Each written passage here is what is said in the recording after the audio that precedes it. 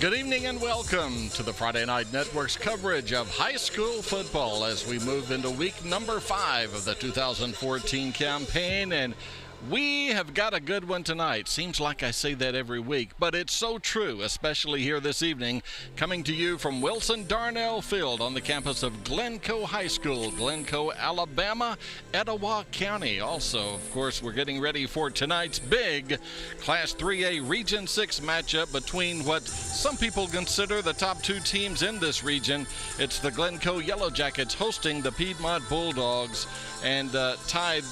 Obviously, this will be a football game here tonight. We're witnessing 2 teams that definitely will move into postseason play. I think you're exactly right, Jeff. We have 2 teams here. You said it, arguably the best 2 teams in this region.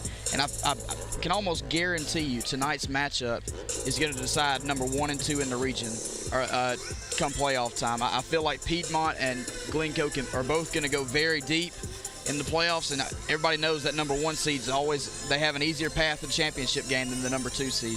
And thank you for joining us tonight. Again, it's the game of the week here on the Friday Night Network. I'm Jeff Ellison. You just heard from Ty Parnell. Sarah Hampton down on the field. We'll be joining Sarah a little bit later on tonight as she'll get thoughts from the coaches and, of course, keeping us updated from what's taking place down there where all the action will be taking place. And both these teams, Ty, coming in undefeated, 3-0, 2-0 in region play. So, I mean, it doesn't get any better than this. Unfortunately, somebody's going to walk away with their first L of the night this evening, but still 2 quality teams getting ready to do battle. Well, I feel like both of these teams tonight, they both have a great chance, I said it earlier, to go very deep in the playoffs.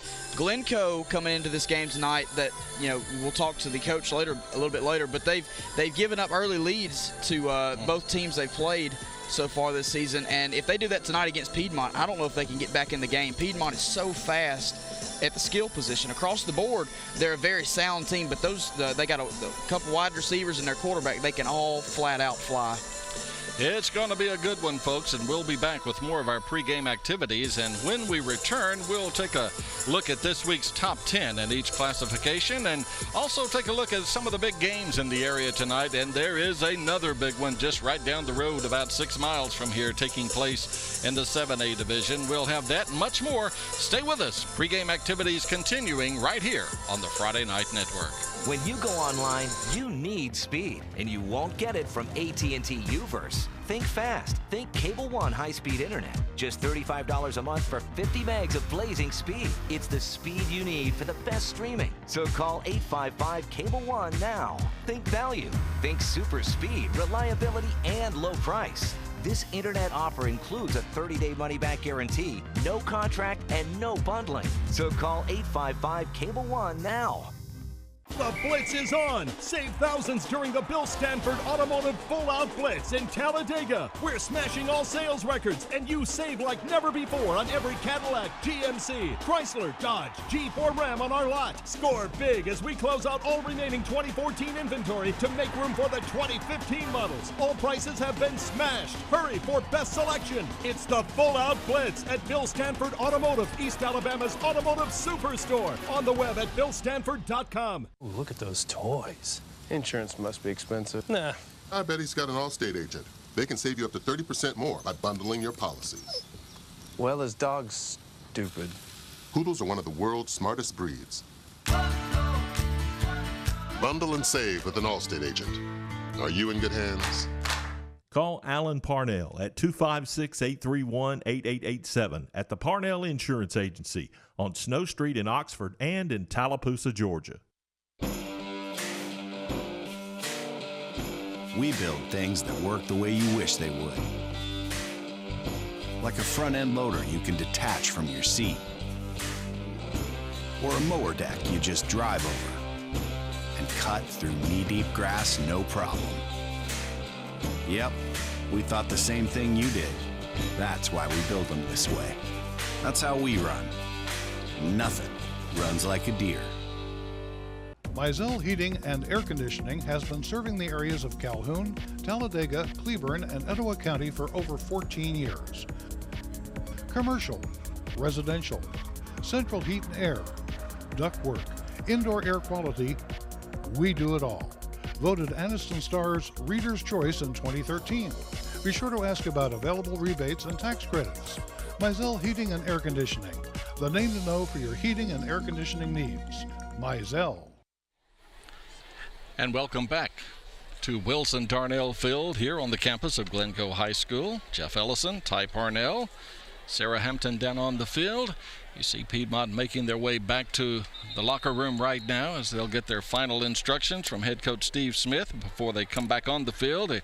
As we're headed to a 7 o'clock kickoff here tonight between the Yellow Jackets and the Bulldogs. And this is not top 10 teams. This is 2 top 5 teams that are playing here this evening. We'll quickly take a look at the Alabama Sports Writers Association's top 10 in all classifications as we'll get them up on the screen for you.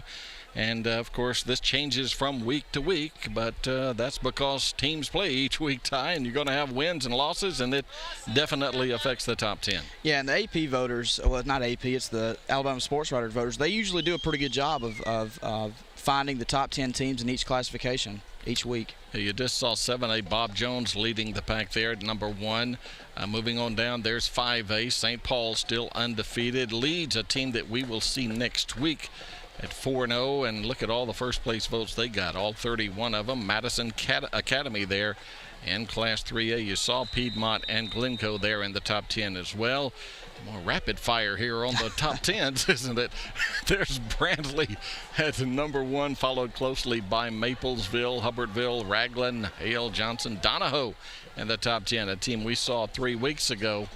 And just recapping there you see Class 6A. We may have skipped over that earlier. Spanish Fort, the Toros at number 1, Clay Chalkville, and Opelika, a team that's coming on and playing, not far from here tonight. Wow, did they play well last week against Pell City? What was it, a shutout? They put up 50 points against the Pell City team who beat Lincoln to death was it week 1? Mm-hmm. And we saw Lincoln, a good ball team, last week against Alexander. So that just goes to show you classification doesn't really matter as far as Opelika, a very strong 6A team. See a number of teams in the South there, 7, 8, and 9. Daphne, Saraland, and Blunt representing the southern part of the state of Alabama in the top 10 Class 6A. For this week, 5A, Gunnersville now standing at number 2.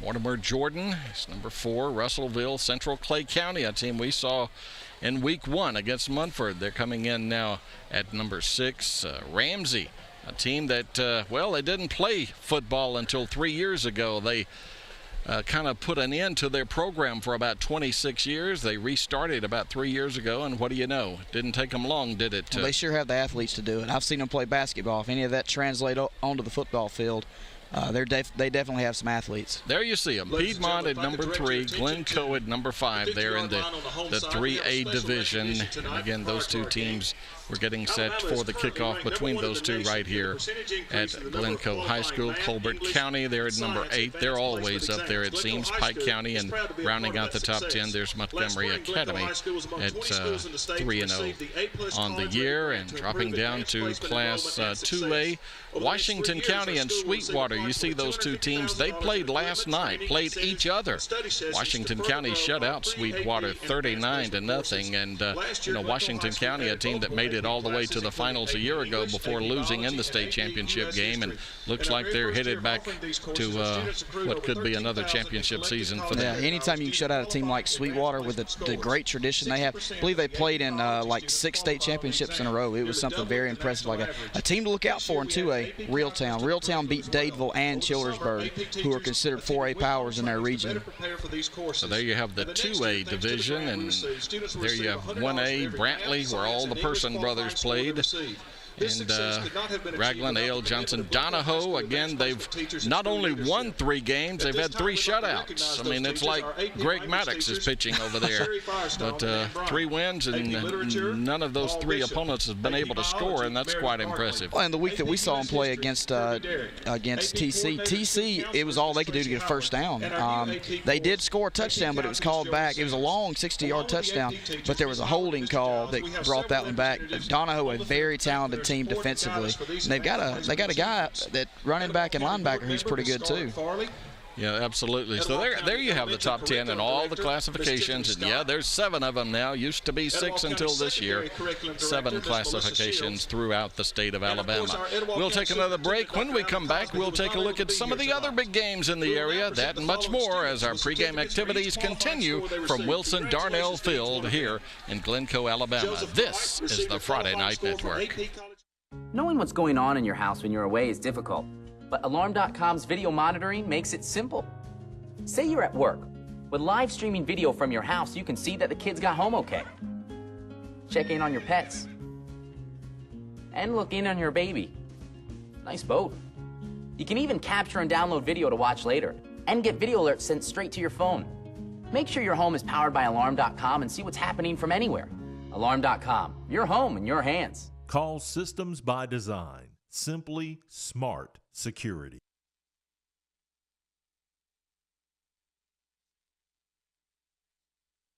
At RMC, we love serving people in the small towns of Northeast Alabama. The lifestyle, the food, the people. But make no mistake, there's nothing small about the care we provide. In fact, we're a member of the UAB Cancer Network and have the Blue Distinction Award for cardiac care and are rated in the top 5% in the country by the Commission on Cancer. It's not about the size of the town. It's not about the size of the town. It's not about the size of the town. It's about the strength of our regional health system. Oops, had a fender bender? Have them tow it or take it yourself to Wesley's Paint and Body. Baker Reynolds and his guys have been this area's go-to team for quality automotive body repair and paint work for years. All makes and models, foreign or domestic. They take them crashed and make them look like new. And with Wesley's larger new facility, including 2 full-size paint booths, they can get you fixed up fast. Always free estimates, best price on repair work, insurance claims welcomed, and service with a smile. That's Wesley's Paint and Body, Highway 78 East in Anniston. Del Marsh is not telling you the truth. Fact is, Taylor Stewart opposes nearly all of Barack Obama's policies. So why is Del Marsh lying about Taylor Stewart? So Marsh can hide his record of cutting millions from our public schools and his failure to create jobs or reduce our sky-high unemployment rate. The bottom line, Taylor Stewart will be an independent senator who will do what Del Marsh hasn't done, create jobs and improve our schools. Yes, Mommy's coming over again. Thank you for introducing us. Of course I love him. And he's never late. I'm just so happy. He always seems to know the right thing to do. It's not easy to find someone like that. Yes, I'm going to show him the shower. You're so bad. Oh, gotta go. Bye. For any residential or commercial plumbing needs, call Ted's Plumbing in Anniston, serving Calhoun and surrounding counties since 1985. Sheehaw Brewing Company is Anniston's own community pub. In the historic L&N Freight Train Station in downtown Anniston, you'll find an affordable menu with the local flavor of Anniston, featuring fresh, locally sourced food. There's always local talent with live music and events for the entire family. Whether you're looking for a night out at the pub with friends, or to enjoy the game, or dinner out with the family on the back porch, check out Sheehaw Brewing Company. Call now and book a private football viewing party, or just pre-order your party snack pack for here or to go. Sheehaw Brewing Company in downtown Anniston.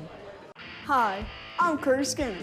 Trust me, to win out here you have to have a team of experienced professionals behind you.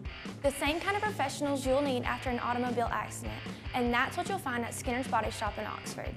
At Skinner Body Shop, you always get free estimates, and our dad's crew can fix it like new. Everybody's seen Bull around with our rollback, ready to handle all your towing needs.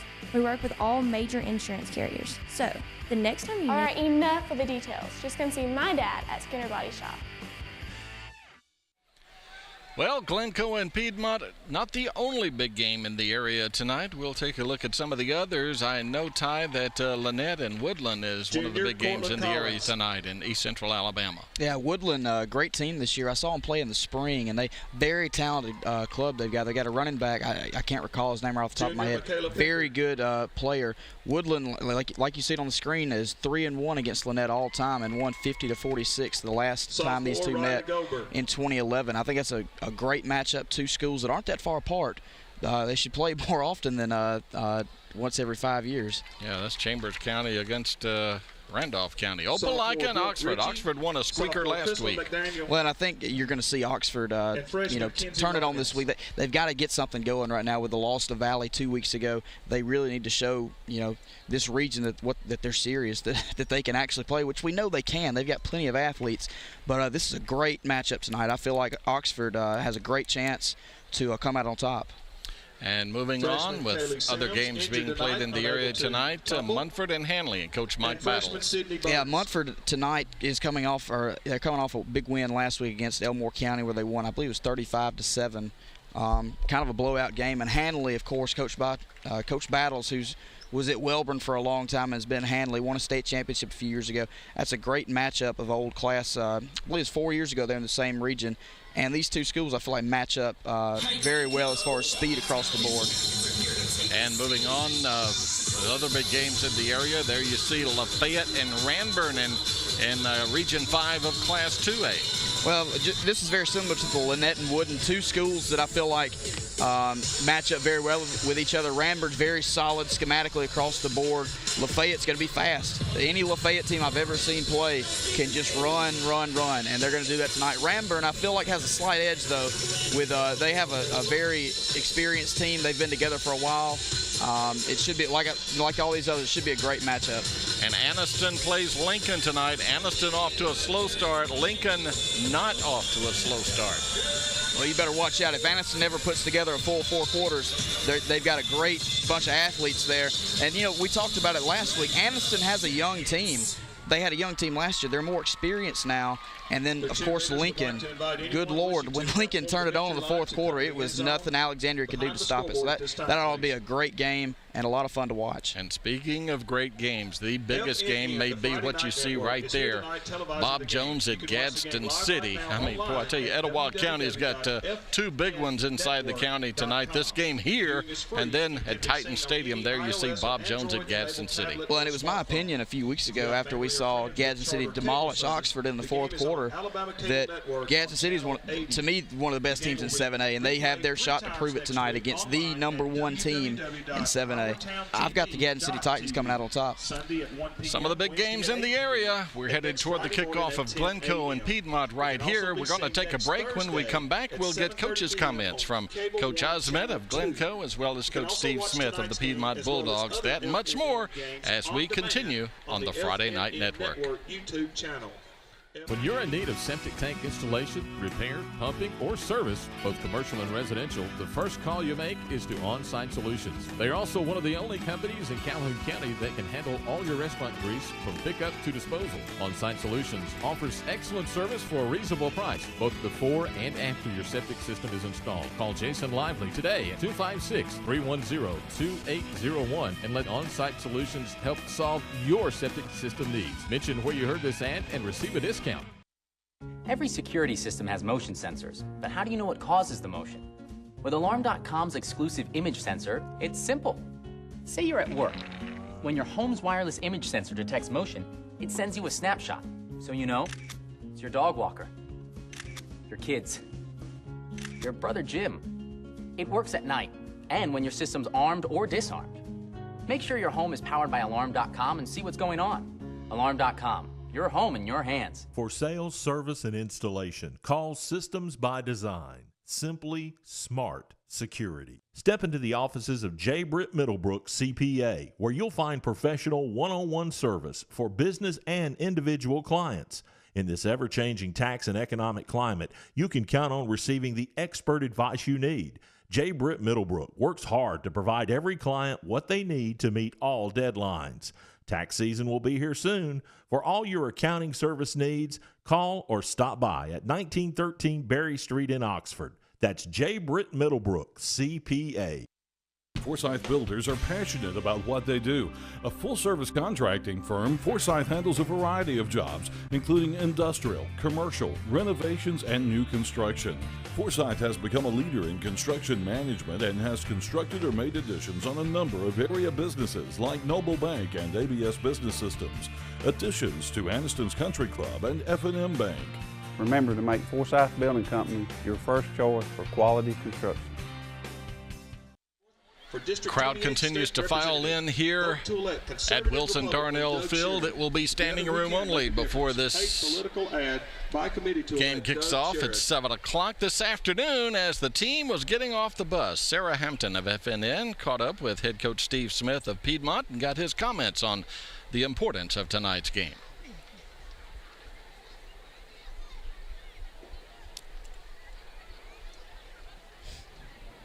All right, thanks, Jeff. And Coach, this is the first game that might actually be a real test for you guys this season. How are you feeling about it? Well, you know, we have to approach every game as if every game's going to be a close contest. We know that Glencoe's got a great team. We understand we got a huge challenge in front of us here tonight against the top 5 team in the state. So hopefully the work that we've done this week has prepared our guys to come into this environment. I know it's going to be a great environment with both sides, having a lot of people here tonight pulling for their teams, and we're just excited about being in this game. Okay, and talk about your preparation this week a little bit. What have you guys been doing? Well, you know, it's still early in the season, really, and you're still doing a lot of those things, trying to correct your own mistakes and things that you can improve on. But obviously with a team that has the experience that Glencoe has this year with all the starters on both sides of the ball being either juniors or seniors, you know, we had to spend a lot more time in preparation than maybe we have in the past because they're doing a few more things than they've done.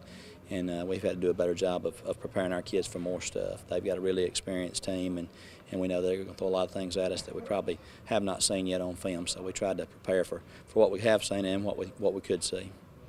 And with Glencoe already having a region win over Welborn under their belt, what does that mean for you guys this game, scheme-wise in region? Well, you know, I think it obviously gives them a leg up in the region because a lot of folks kind of thought that ourselves and Glencoe and Welborn would be the 3 teams that would be at the top of the region in some order. And so with the fact they've already got a win over Welborn and should they be able to get a win over us tonight, you know, it would put them in the driver's seat to have a great chance to win the region. So we haven't approached it from a standpoint on our end that it's a region championship type matchup because we still got several tough games left in the region. But looking at it from Glencoe's perspective, I'm sure Coach Osment and his staff have probably looked at it if they can get by us tonight, that they'll be in pretty good shape to win the region.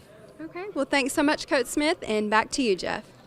All right, and thank you, Sarah, and thank you, Coach Steve Smith of the Piedmont Bulldogs, and what a resume he's building there at Piedmont High School in Cedar Bluff before he made his way to Piedmont. So Coach Steve Smith of Piedmont with his thoughts leading into tonight's kickoff here between Piedmont and Glencoe. Sarah also caught up with head coach Lee Osment of Glencoe this afternoon and got his thoughts on the importance of this game and much more as he talked football with Sarah this afternoon. All right, Coach, so you have had a wonderful season so far. Talk a little bit about that. We're 3-0. We've played some pretty tough teams so far, and we managed to get out of a mess the first 2 games. We spotted teams 14 points both games, and we started slow but finished pretty fast, and I think our conditioning came into play. We're a very well-conditioned team, but we've made mistakes the first 3 games that we can't make against a good team like Piedmont tonight. Yes, definitely. So do you think that same conditioning can help you a lot in tonight's game? Well, I hope it does, but the weather's cooled off a little bit, and I think it's going to be it's going to be a little bit cooler tonight, which is good for both teams, and I think it'll be good certainly for the stands. But I just hope we eliminate mistakes tonight because we've worked on that, and if we can focus on the little things that will down the stretch make a big difference, I think we'll be successful. Okay, and what about some key players that you have that you expect to show up and show out tonight? Who are some of they? Thomas Osment is our tailback. He's rushed so far for about 597 yards. Dylan Stone's rushed for about 275. We call him Frick and Frack. Frick is Thomas and Frack is Dylan. And so far, it's pretty hard to stop them both. You can stop one, but it's pretty difficult to stop both. Our offensive line, if we can – Ty Minshew and company, if we can handle their defensive front and their speed up front, I think we'll be okay. But it's going to be a formidable challenge tonight, and they're going to be very well coached, and they are extremely fast. Okay, so with them being extremely fast, do you feel like your players have the speed and ability to keep up with them? Well, we've got to, you can't just manufacture speed in a week. So what we've got to do is play to our strengths and try to eliminate some of the weaknesses by different sets and things of that nature. So we've got a number of things that we're gonna try tonight, but I think it's going to boil down to up front. Can we control the line of scrimmage? And if we can, I think it'll be a heck of a ball game. If we can't, it won't. Mm-hmm. So what are you expecting tonight? Are you expecting a big W for you guys? Well, I mean, we didn't prepare all week to get an L, so we're gonna continue to work. We're gonna continue to get better, and I think our kids are prepared physically for it, and I think they're prepared mentally for it, and I think it's going to be a heck of a ball game. Okay. Well, thanks so much. Thank you. All right. Thanks very much, Sarah. Maybe one of the best lines all year, Ty. We didn't prepare for an L, and it's one of the two. There's no more T's anymore. Yeah, some of these coaches in this state ought to buy into that. Don't prepare to lose, prepare to win. There you see the victory lane forming on the field, as this is going to be a big game, folks. It really is. I mean, it's just the crowd continues to file in. You see the student body, and what's a lot of them already out there on the field about to greet their Glencoe Yellow Jackets as they make their way onto the field. And one thing that he mentioned, Ty, and that is the speed of Piedmont, and they got a lot of it too. C.J. Savage, he's already had a punt return for a touchdown, a kick return for a touchdown. As a wide receiver, he scored a number of touchdowns, and Coach Osment called him the fastest man in 3A, and hey, he just might be. He might be, and we'll get a chance to see that tonight. We've dealt with some good receivers so far while covering the game of the week here on FNN. Hopefully CJ can live up to that and be as good as the guy we saw from Munford and the other one from Oxford. We'll take another break, and we'll be back. Still to come is the coin toss, and of course, top of the hour kickoff. Glencoe and Piedmont on the Friday Night Network.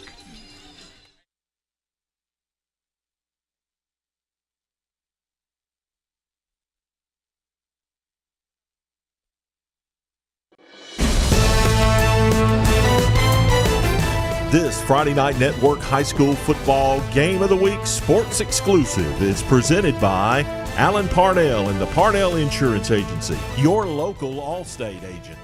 By Avery Auto Sales in Oxford, for like new cars at used car prices. By Regional Medical Center, quality counts in Calhoun County.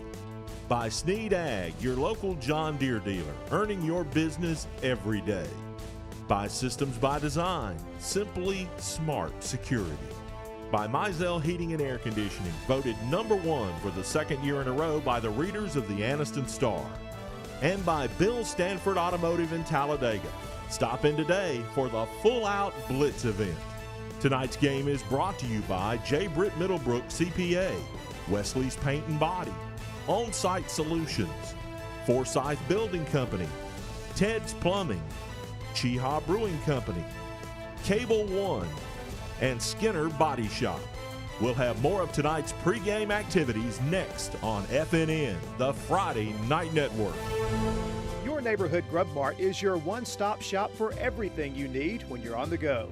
Grub Mart features the best prices on Coke and Pepsi products and is home to the 99-cent bag of ice every day.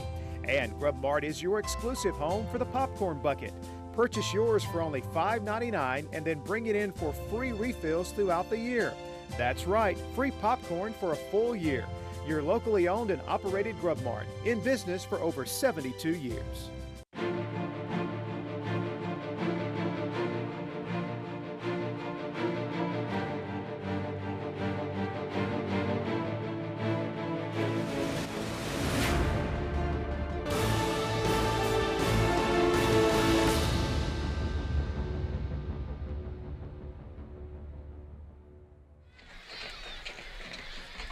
Glencoe and Piedmont on FNN. Jeff Ellison, Ty Parnell to my right, and down there is Sarah Hampton. Of course, will be joining us a little bit later on. Let's take a look at tonight's starting lineups for both schools. We'll begin with offensive side of the ball for Piedmont, again under head coach Steve Smith, now in his 9th year as head coach of the Bulldog program. As we'll try to get that up on the screen for you as Piedmont comes in 3-0 on the year. There you see it, the offensive starters tonight. You see C.J. Savage. We've already talked about him. He'll be wearing jersey number 6 tonight. And Drake Thompson is their leading rusher. He'll be wearing number 7, 6 foot, 185-pound senior. Boy, he's a good-looking athlete, too. Yeah, he sure is. Tyler Lusk, another guy to look out for. He's talking about solid across the board. He's not going to beat you by throwing the ball away. He's a very solid quarterback. And you see those first 5 names there on the far right, SR, that's senior, all the way down until you get to Alexander. But there you see Amberson, Woods, Crutcher, Barber, and Keener on the offensive line, and the unsung heroes, shall we say.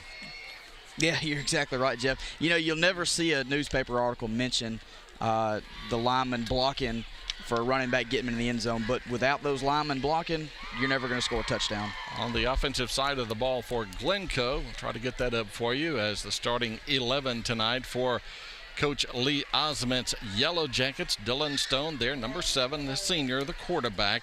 In the backfield, that is, yes indeed, that is Coach Osment's son, Thomas Osment. He's the leading rusher. He mentioned it was Sarah was talking to him earlier at 597 yards rushing in just 3 games. I mean, hey, if you get me 200 yards a game on the ground, I'll take it anytime. Yeah, you're exactly right. Anytime you have a good running game like that, your passing game always opens up. You know, they'll load the box with 5 or 7 or 8 guys, and you'll always have 3 or 4 guys running downfield wide open if that's the case.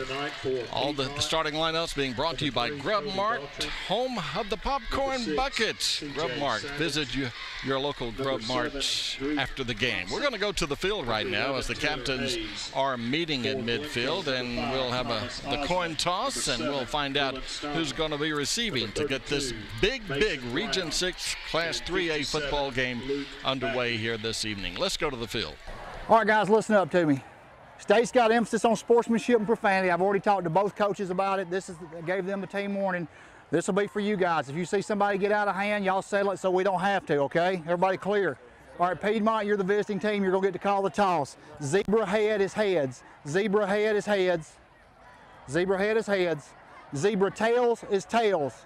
Zebra tails is tails. What are you going to call? Heads. He's called heads. If I drop it, we'll flip it again. It is heads. You've won the toss. You want to defer? Yes, Piedmont won. Defer. Your option. I'll take the ball. The ball. You want to defend which goal? We want to defend the scoreboard. All right. If you'll put your back down here and you'll put your back down here. So there you have the coin toss, and boy, you can't be any clearer, can you? No, you can't. It's always interesting to me what the official says when they go out there talking to the guys. And you can tell that tonight they're all business. There's no joking around. This is a serious matchup between 2 top 5 teams. And the officials know that. They know the importance of this game. Yeah, it's not like you know, these are 2 little 2A teams that are not even in the top 50 of the bracket. You know, these are 2 big-time football programs here. The opening kickoff coming up. Stay with us. Glencoe and Piedmont on the Friday Night Network.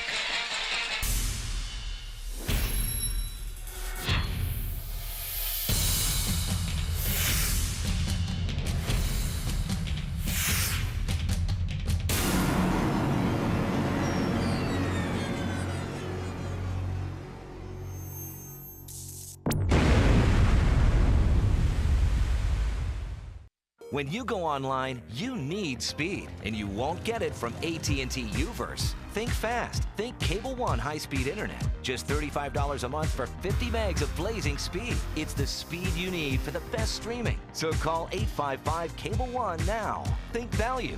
Think super speed, reliability, and low price. This internet offer includes a 30-day money-back guarantee, no contract, and no bundling. So call 855-CABLE-1 now. Glencoe will be receiving to get this football game underway. And if you're wondering, this is the 44th meeting between these 2 schools. Glencoe leads all time 23-19. There has been 1 tie, and that 1 tie was back in 1954. They played to a scoreless tie. The head coaches were Bill Farrell of Piedmont and Baldy Wilson of Glencoe. These two teams played right here a year ago, and it was Piedmont defeating Glencoe 41-7. They played 2 years ago at Piedmont, and it was again the Bulldogs victorious 49-7. The last time that Glencoe defeated Piedmont, you got to go back 9 years, back to 2005, when the Yellow Jackets shut out the Bulldogs 19-0. I said all that, Ty, but we come to tonight, and all what's happened in the past doesn't mean a thing. Well, I know it's cliche, but it's a whole new ball game. I really believe, I don't think we're going to see Glencoe score only 7 points tonight like they have in the last two meetings between the two schools. I feel like both offenses, this could be a shootout like we had last week with Alexandria and Lincoln. Both these teams' offenses, they know how to score points, and the defenses know how to stop people. But I think it's going to be the offenses tonight that decide this game. Drake Thomas with it teed up at the 40-yard line. 3 return men back deep for Glencoe. Back there is Thomas Osment. He is flanked by his brother Pace Osment, and before the football is kicked, we got our first penalty of the game, and looks as though, Ty, that from where the flag is thrown, Piedmont may have been offsides. Yeah, you know, we talk about it every week almost. You know, the start of the game, we almost always have an offsides at some point in the game on kickoff. Everybody's just fired up and ready to come off the ball and go make a play down the field, but you got to stay back.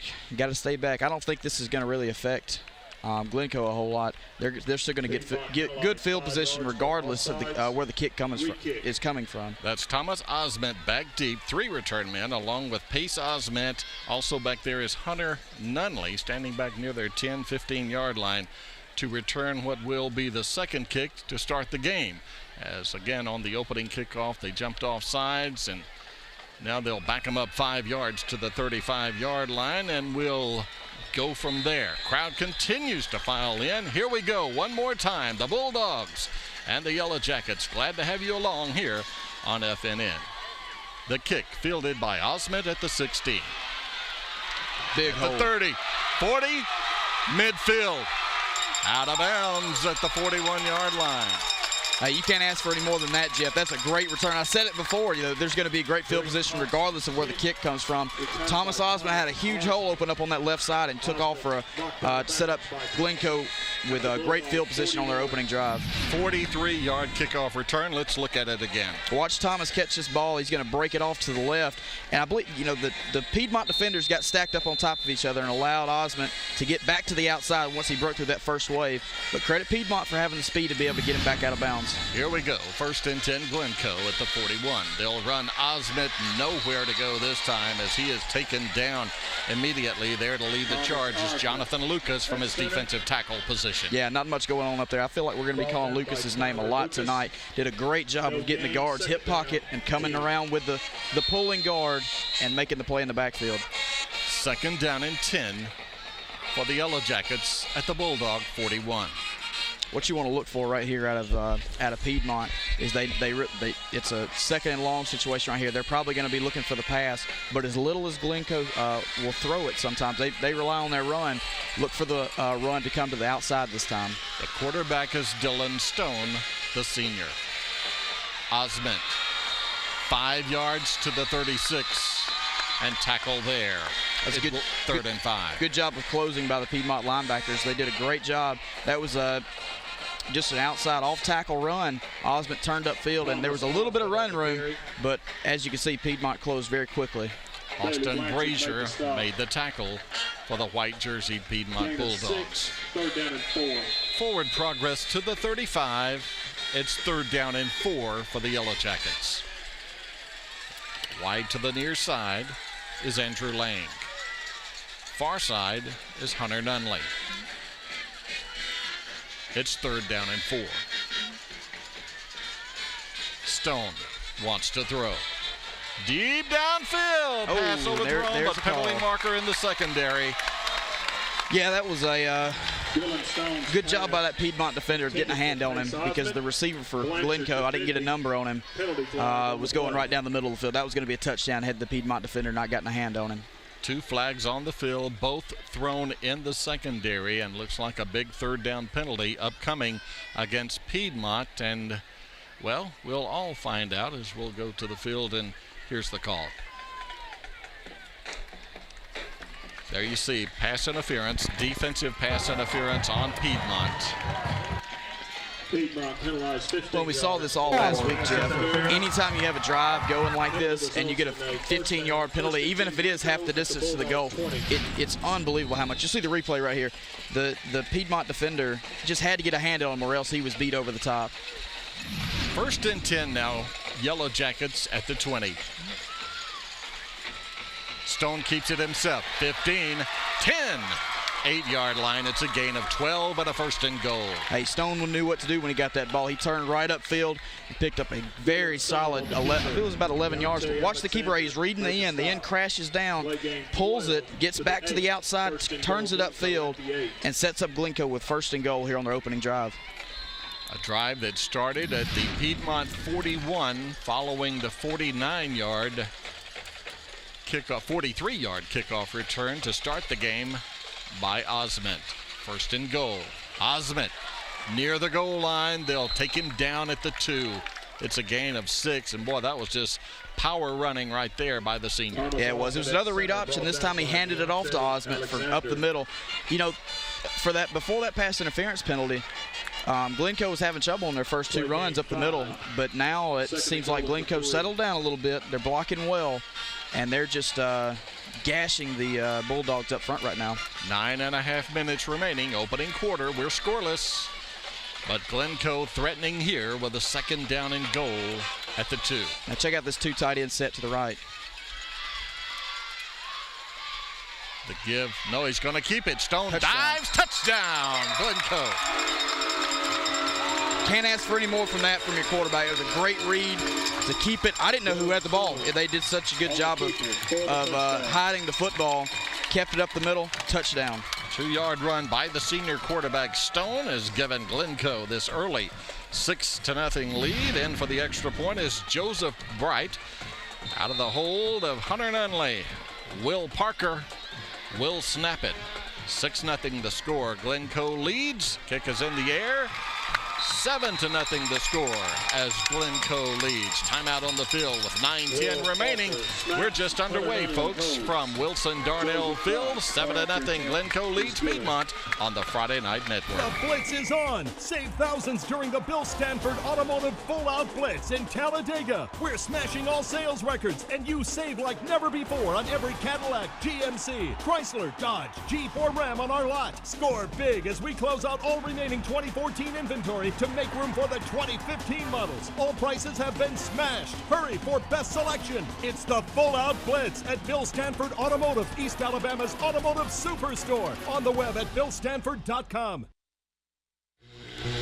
9:10 remaining here in the first quarter. A 5-play, 41-yard drive by Glencoe, and their opening possession of this football game has given them the early 7-0 lead. You talk about special teams in big games, Ty, and boy, it was on display right there with the long kickoff return. A special teams play is the fastest way to flip momentum to your side, and Glencoe did it on that opening kickoff. As you saw, they drove right down the field with the help of a 15-yard pass interference penalty. Nonetheless, it was a great drive to finish it off. And talk about the quarterback, Stone, the strength to break that tackle and get it in the end zone. Let's see if the Glencoe defense has that strength tonight, too. Andrew Lang will kick it away for Glencoe. Back deep is Drake Thompson. He's had a 90-yard kickoff return early on in the year. This kick is short.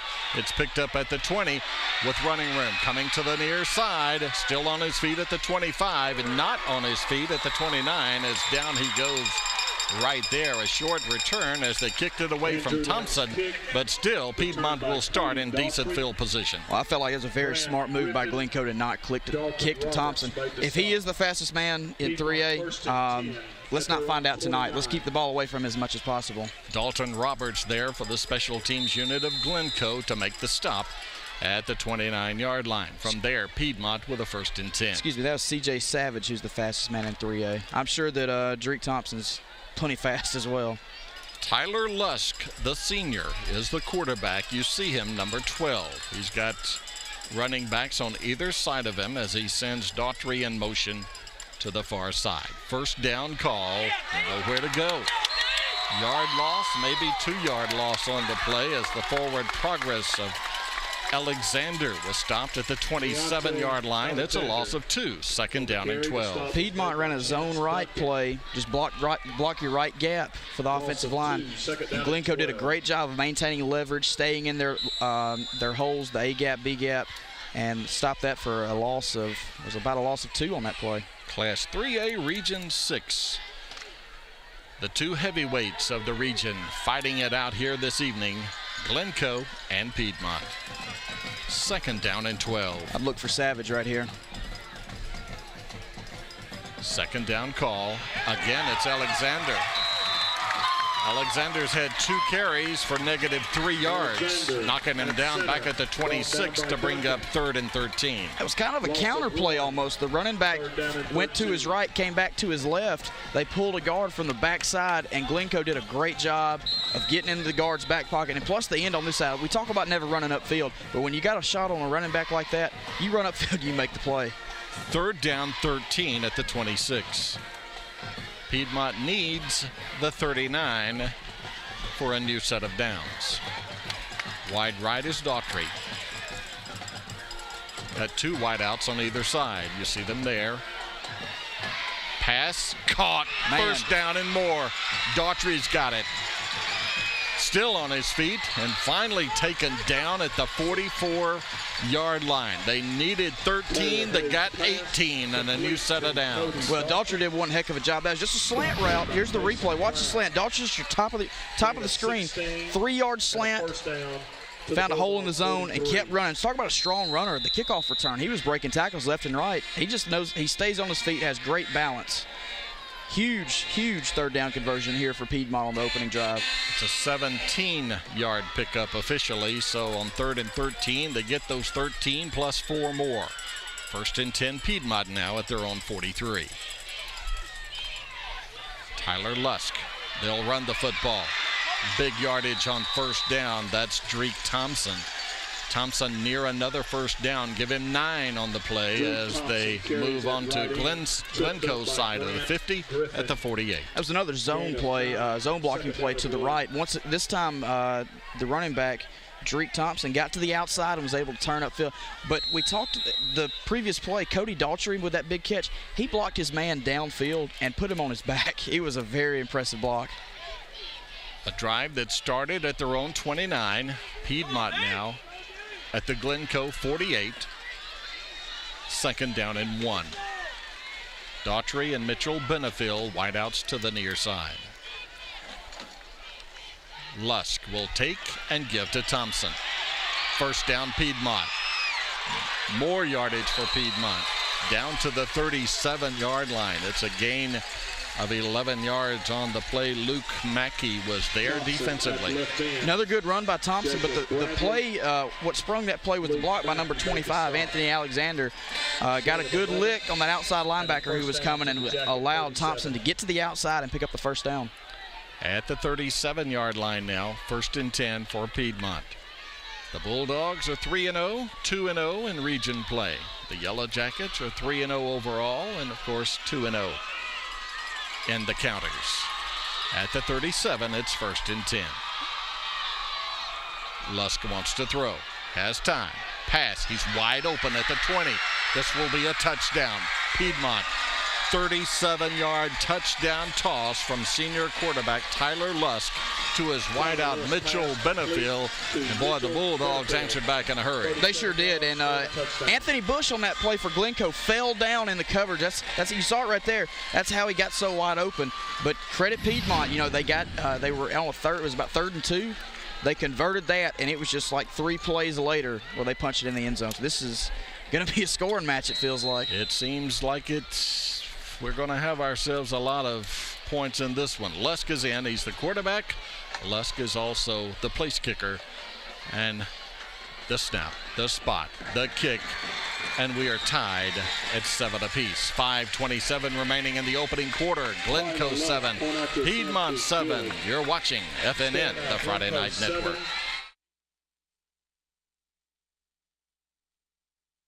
Ooh, look at those toys. Insurance must be expensive. Nah.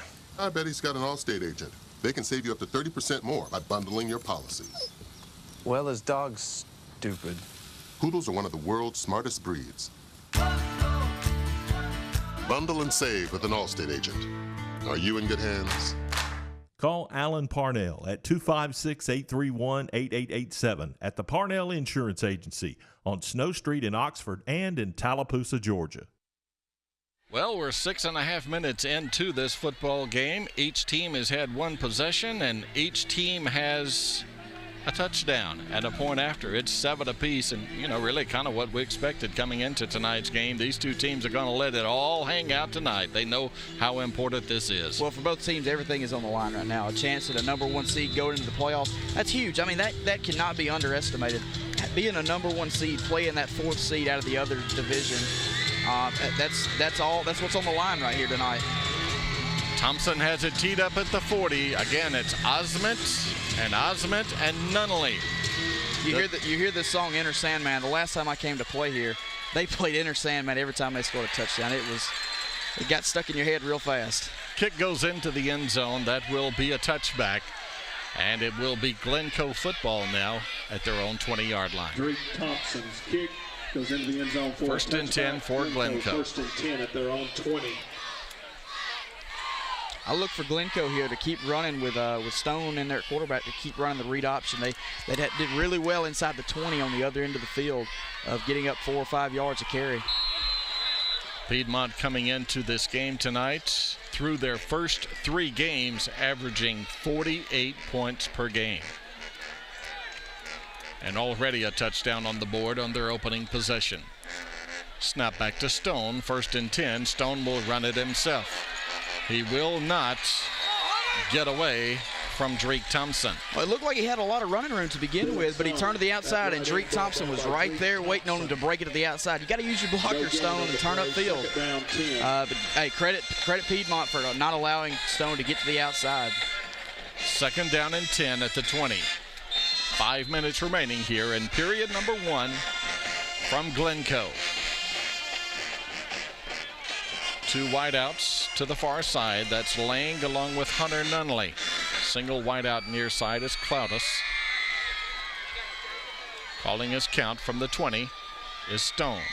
Stone will give to Osment. Osment is hit for no gain.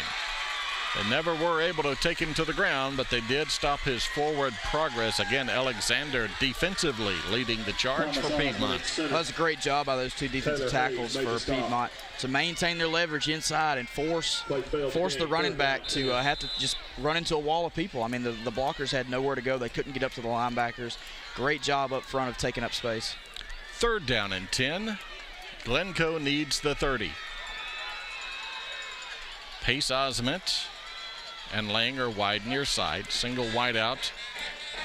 We're going to see what kind of passing game Glencoe's got right now, because I don't think they have a running play in the playbook where they can pick up a first down. And Coach Osment wants a timeout. So timeout on the field, stopping the clock with 3:59 remaining opening quarter. We're tied at 7 on the Friday Night Network.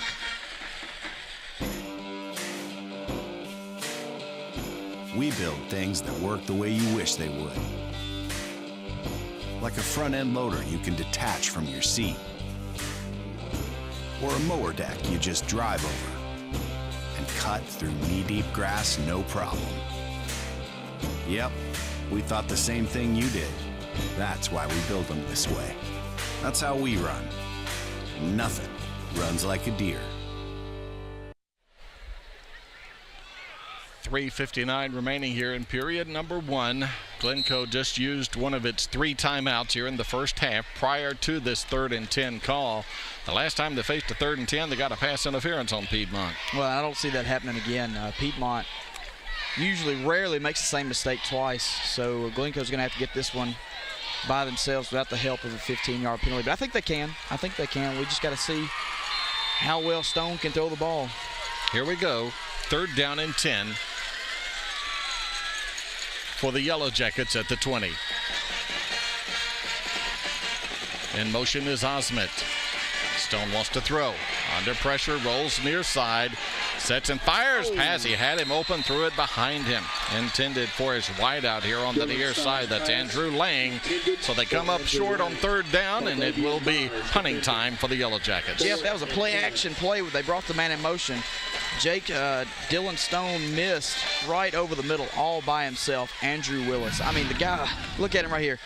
Stone got away from that. He looked back across the field. He tried to throw across his body to the receiver, who got a little separation. But had he thrown it as soon as he got the snap to Willis, they'd have a first down. They got help. He might still be running. Pace Osmond will punt it away. Savage is back deep. Spiraling kick that will come down into the waiting arms of Blanchard at the 45, and down he goes. Back at the 41-yard line again. The special teams give them credit. Austin Bush there to make the stop for Glencoe. Well, Blanchard on that return, wow, he had some speed when he took off. That was looked like there was going to be some good running room there, but credit Glencoe. They closed very quickly and brought him down for about probably a 2-yard loss on that return. Glencoe scored first in this game, the 2-yard run by their quarterback Stone. And then Piedmont answering back on that 37-yard touchdown toss to Benefield. That's Mitchell Benefield from quarterback Tyler Lusk. 7 apiece. Piedmont now 1st and 10 at their own 41.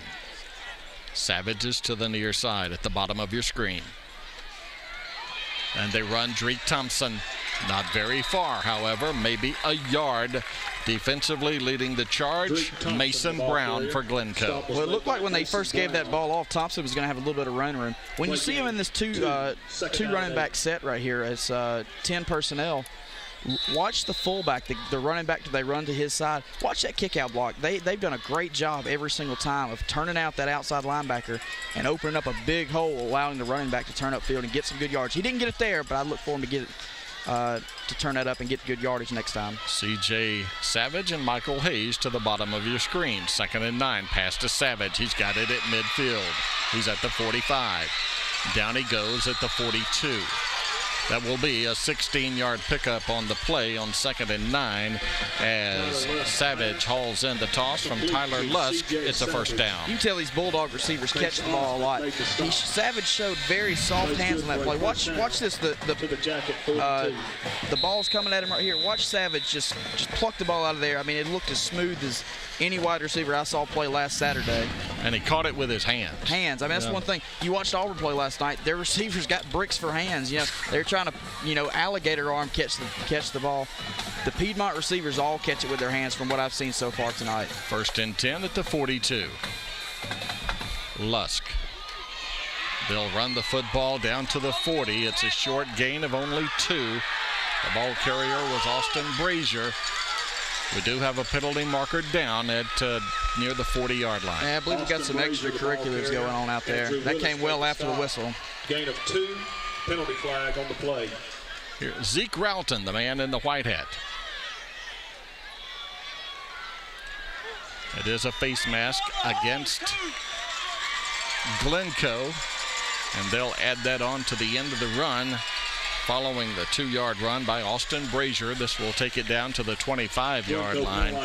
And from there, it will be 1st and 10. That flag came in late. I get maybe the official couldn't get it out of his pocket, but it made me think for sure that there was an unsportsmanlike conduct foul coming. From the 25, 1st and 10.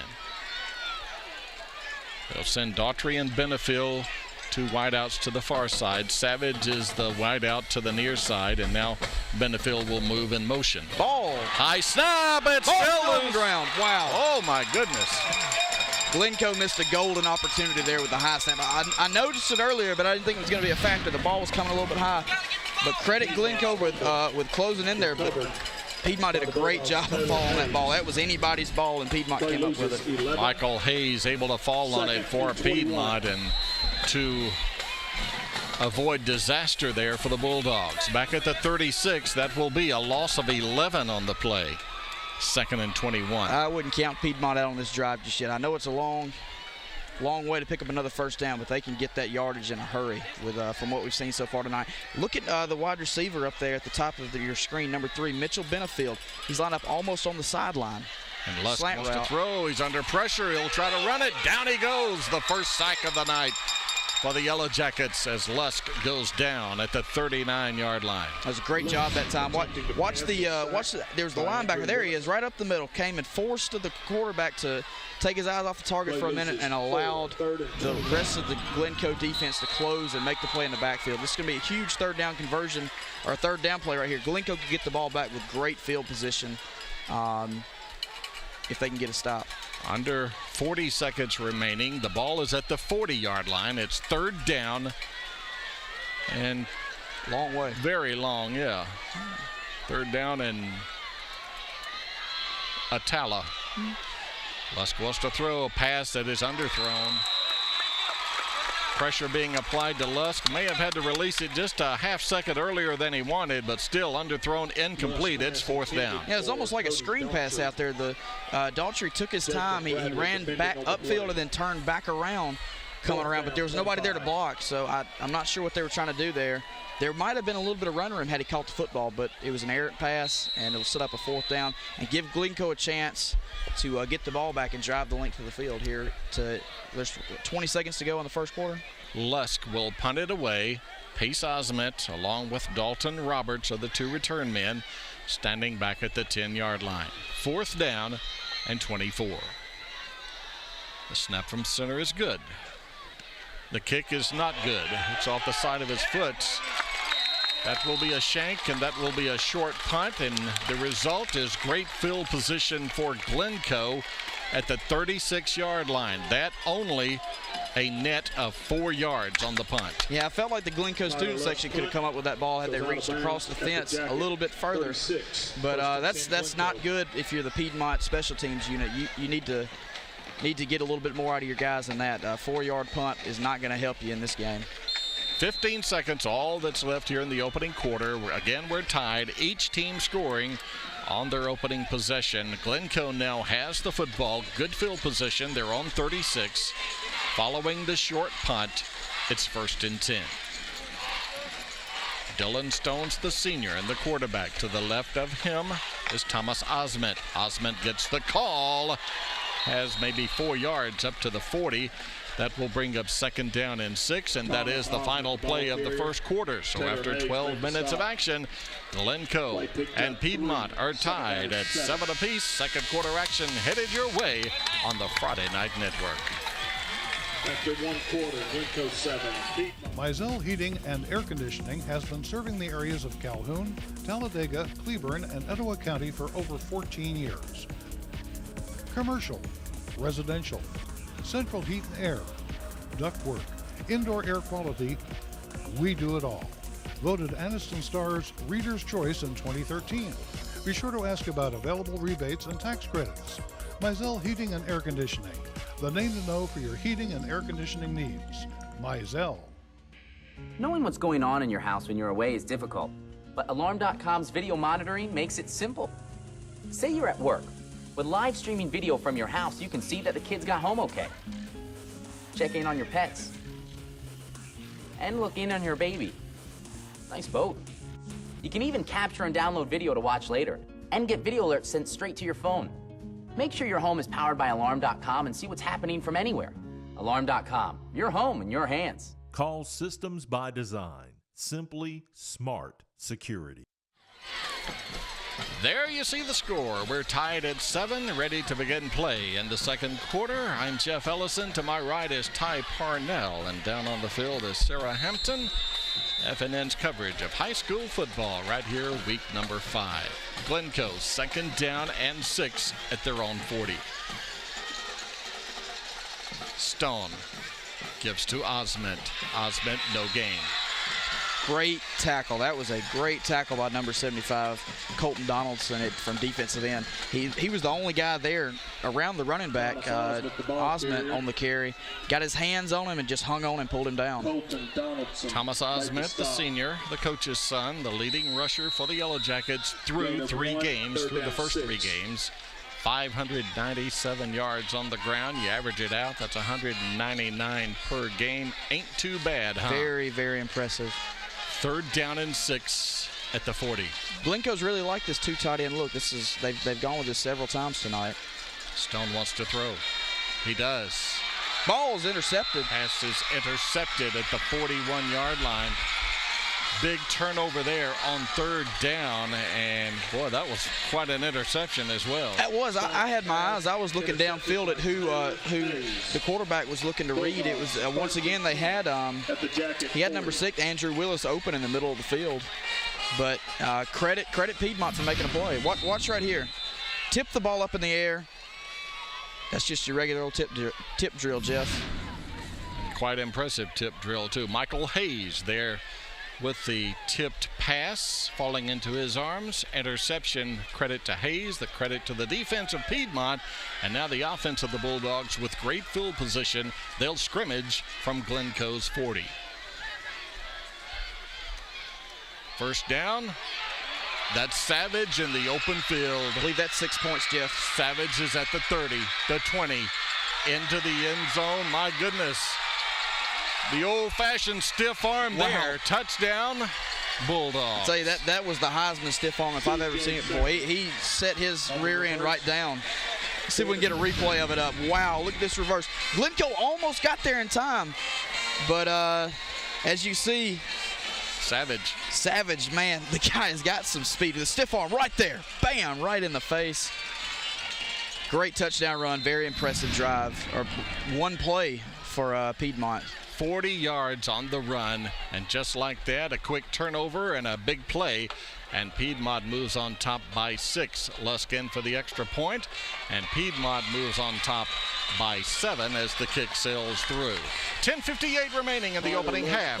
Piedmont on top of Glencoe now 14-7. We'll take a break on the Friday Night Network. Have you got the new car itch but don't want to take the plunge with a brand new car? How about getting the most car for the money at Avery Auto Sales? They have a large selection of cars with even some 2014s in the mix. And if you're worried about your credit, don't. They can help get you back on your credit feet with guaranteed approval. Check them out online at AveryAutosales.net. Then when you see something you like, call them at 256-835-8897 for a test drive. Or just go by. Avery Auto Sales is located on Highway 78 East between Highway 78 and Snow Street in Oxford. That's Avery Auto Sales. Welcome back. Piedmont has scored in a hurry. A one-play 40-yard drive. Again, the touchdown run by C.J. Savage. And again, going back to our opening, Coach Lee Osmond of Glencoe, I mean, that may be the ultimate compliment he gave that young man, saying he may be the fastest man in 3A. And I'm not going to argue with him. I'm not done. Not after that run. And, you know, the interception that set up that play, I talk about momentum every single week. When you get the interception, every ounce of momentum's on your side, and then you score a touchdown on a wow play like that, the very next play, Glencoe really needs something good to happen right now on this drive. The kick is away, end over end. Nunley has it at the 11. Nunley's at the 20 with a hole at the 30. Down the near boundary, 35, and out of bounds he goes right here in front of us at the 39-yard line. That's a 28-yard return by Hunter Nunley. You know, I'd like to compliment Glencoe's return right there. I felt like they had a lot more running room than they did. Credit Piedmont for closing. Watch this cutback. There's a wall set up. He cuts back to the middle of the field and finds a lane. But Piedmont, wow, just everybody staying in their lane, staying where they're supposed to be, and keeping that from being an even bigger return than it was. So for the first time tonight, Glencoe's offense comes onto the field trailing in the football game by 7. First and 10 at the 39. Stone wants to throw. Steps up in the pocket. He'll run it. He's got a hole.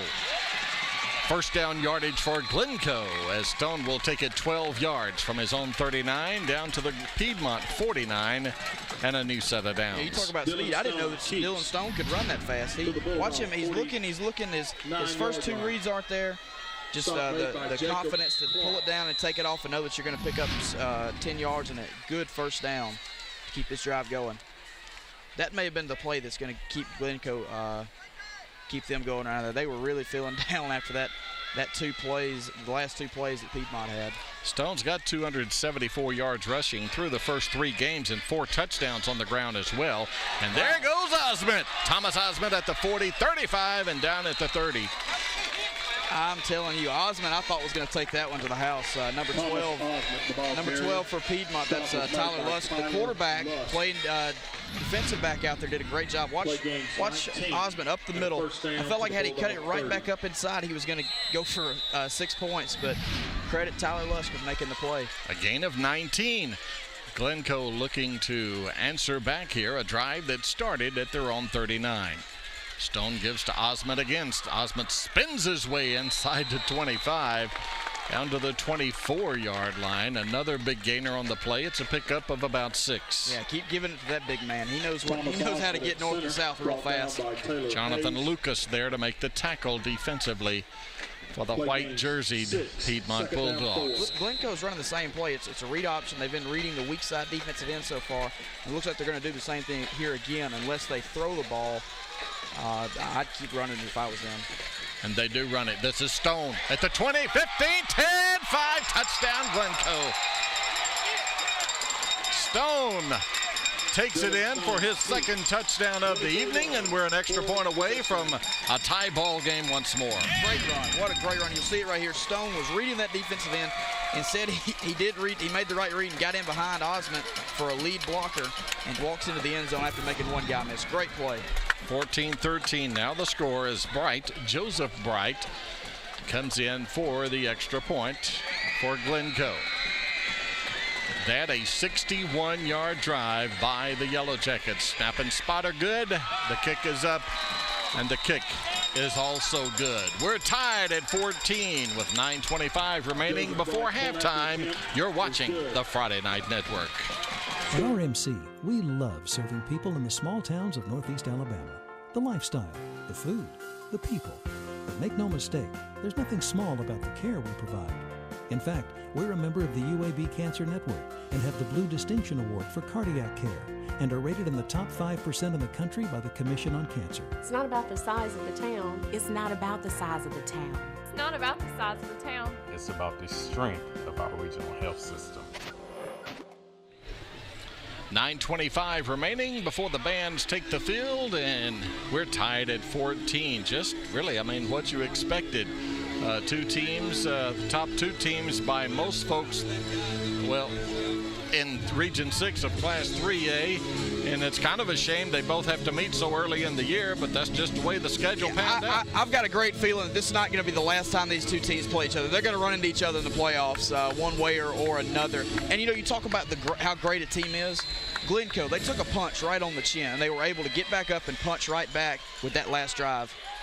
The kick is fielded at the 14, running to the far side of the field, running east and west, not north and south, and that's only going to be a 5-yard kickoff return. Cody Daughtry is taken down at the 20-yard line. Give him 6 yards on the return, and from there it will be 1st and 10 for Piedmont. He ran about 46 yards to pick up only 6, but you know, that was Daughtry is a very good return man. He just hasn't found the right lane yet. 1st and 10 at the 20-yard line. Second quarter action. Undefeated Bulldogs and the undefeated Yellow Jackets. A year ago, Piedmont was 11-2. Overall, lost in the quarterfinals in overtime to Madison Academy. At the 20, 1st and 10. Luss sets and fires. Pass caught. Stepping out of bounds up near the first down marker. He will be just a bit short. At the 29, it's a gain of 9. On the receiving end was Cody Daughtry, 2nd down and 1. In man-to-man coverage, if you run a curl route just right and the timing with the quarterback is on time, that it's impossible to stop man-to-man coverage. You can't stop a good curl route. You have to change. You got to change something out. But good job by Daughtry there. And like I said earlier, these soft hands that these Piedmont receivers has, it's very impressive. You can tell they work on it a lot. Savage at the bottom of your screen, split wide to the right. 2nd down and 1. They'll run Drake Thompson. Thompson will be hit short of his first down, I do believe. He will be short, just shy of the 30. Good pursuit and good defense there by the black jerseyed Yellow Jackets. It's 3rd down and 1. Setting up a very close 3rd down conversion here. Credit Glencoe right there. Their defensive lineman did a great job of forcing the offensive line of Piedmont back into the backfield and didn't give up any running room for the Piedmont running back. 3rd down and 1, about a half yard really, just shy of the 30-yard line for Piedmont. As they'll come to the line on this possession. We just got an update. Gadsden is up 13-6 over Bob Jones. So the Titans with the lead over the number 1 ranked team. Third down, he's tripped, he falls, and did he get it? I don't know. There's a penalty marker down, however, where the tackle was made. That's Michael Hayes, the ball carrier, and the referee, the white hat, has thrown his flag. Tripped up by Taylor Doherty. Gain of 1. I believe it's going to be on Piedmont. Penalty flag on the play. The ball is at the 31. It would be the necessary yardage, and here's the call from Zeke Ralston. Well, we will get the call from Zeke. Here it is right now. Holding, offense. So on 3rd and 1, Piedmont guilty of holding, and boy, a big penalty there because Hayes had the first down. He did, and that'll always, a holding drive will always kill a drive. You got to dig yourself out of a hole right here if you're Piedmont. You were sitting there at 3rd and 1, and now you're a little over 3rd and 10. So let's see what the Bulldogs got in them, see if they can pull something out of a hat here. 8 minutes remaining in the second quarter. We're tied at 14. 3rd down 11 for Piedmont, needing the 30-yard line as they scrimmage from the 19. Lusk wants to throw. He does throw. Complete. That's Savage. He has 13 yards, and that will move the chains. Yeah, once again, it's another curl route. As you see on the screen right there watching from an iPhone, is a curl route just like what Daltrey ran. This time Savage got, and Savage made a great decision there. He got past the necessary yardage for a first down and then turned around. A lot of times you'll see a receiver, especially in high school, won't get to the sticks before they turn around, and it's almost a worthless play at that point if you get tackled. 1st and 10 at the 32 for Piedmont. Lusk will take. He'll run Hayes. Hayes has 2 up to the 34. The newest member of the FNN staff, the FNN crew, is Sarah Hampton. Sarah's down on the field, and let's join Sarah right now. Hey guys, not only can you watch us on FNN, you can also join us on social media, Twitter, Facebook, and Instagram at FNN Network. And also, we are having a lot of intensity down here on the sidelines. It's a great game, and back to you, Jeff. All right, thanks, Sarah, and welcome from the 34. 2nd down and 8 for the Bulldogs. Lusk will take. Thompson down he goes. It's a loss of yardage. Back at the 32, the 2 they just picked up on the previous play by Hayes. They lost it on the 2nd down call. 3rd down and 10. Hey, Luke Mackey said, "You're not running any further." Yeah, the running back there for Piedmont made several guys miss, but Mackey said, "No more of that. You're going down." So 3rd and 11. Let's see if Piedmont can make something happen here again on 3rd and long. 6 minutes remaining now in the second quarter. One thing I've noticed tonight is no heat timeouts. No heat timeout, and it feels great up here. We're on top of the press box tonight. It is a wonderful night for high school football. We're not pausing midway through each quarter. We're just continuing to play. Lusk, how did he get away there? His pass is caught. My goodness, what a catch. The pass is complete at the 40. He will be short of the first down, however, but still, boy, for Lusk to get away from the heavy rush of Glencoe, get his pass away. It's hard. Let's see if he caught it right here. Slow it down there, guys. Ball tipped up in the air. God, from that angle, it looks like it was a catch. Yeah, good camera work, guys. Very good job. Yeah. Short of the first down, however, they needed 11, and they picked up 8. It will be 4th down and 3, and Piedmont will punt the football. Yeah, Glencoe's in a safe return now. They're expecting a fake punt. Good snap. Kick nearly blocked. My goodness. Fair catch call by Osment. He'll haul it in at the 25-yard line, and from there it will be Glencoe in a tie ball game. 1st and 10 at their own 25. At the 26 by Pace. Got another score update. Munford is up 21-0 in the second quarter over Handley down in Roanoke. Talked about just 5 years ago, it was Piedmont winning a state championship as Piedmont in 2009 defeated Cordova in overtime, 35-28. You know, Glencoe's only state championship was back in 1973 in the 2A division.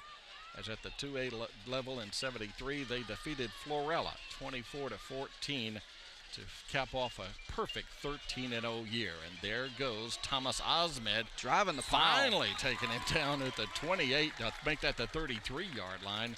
That's a gain of about 7 on the first down play. I've been very impressed with this Glencoe running game so far tonight. We talked about it in the opening. It's lived up to the hype so far. Osment and Stone back there at quarterback doing a great job of getting upfield every time they get the ball in their hands. You don't see them dancing around very much. They get north and south quickly. 2nd down 3 for Glencoe at their own 33. To the near side is Cloudus. And they'll run Osmed. He'll bounce it outside, but boy, someone grabbed that ankle, and it's a good thing they did for Piedmont. I think that was Tyler Bobbitt there to make the tackle, because had he not been there, Osmed may still be running. Yeah, there's a great blocking up front, but Piedmont did a good job of the guys that were there around the ball carrier. Osment did a great job of getting their hands on him and pulling him down, because he was about to pick up some major yardage had he gotten to the second level. It's 3rd and 2 at the 34. Offsides. Penalty marker, and someone has jumped into the neutral zone, and if it's against the defense, it will be a first down the easy way for Glencoe, and here's the call. Dead ball encroachment on the defense.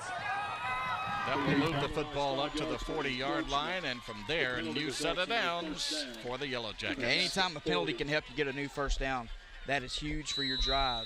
You got another score update. Lincoln is up 28-0 right before halftime over Anniston. At the 40, 1st and 10.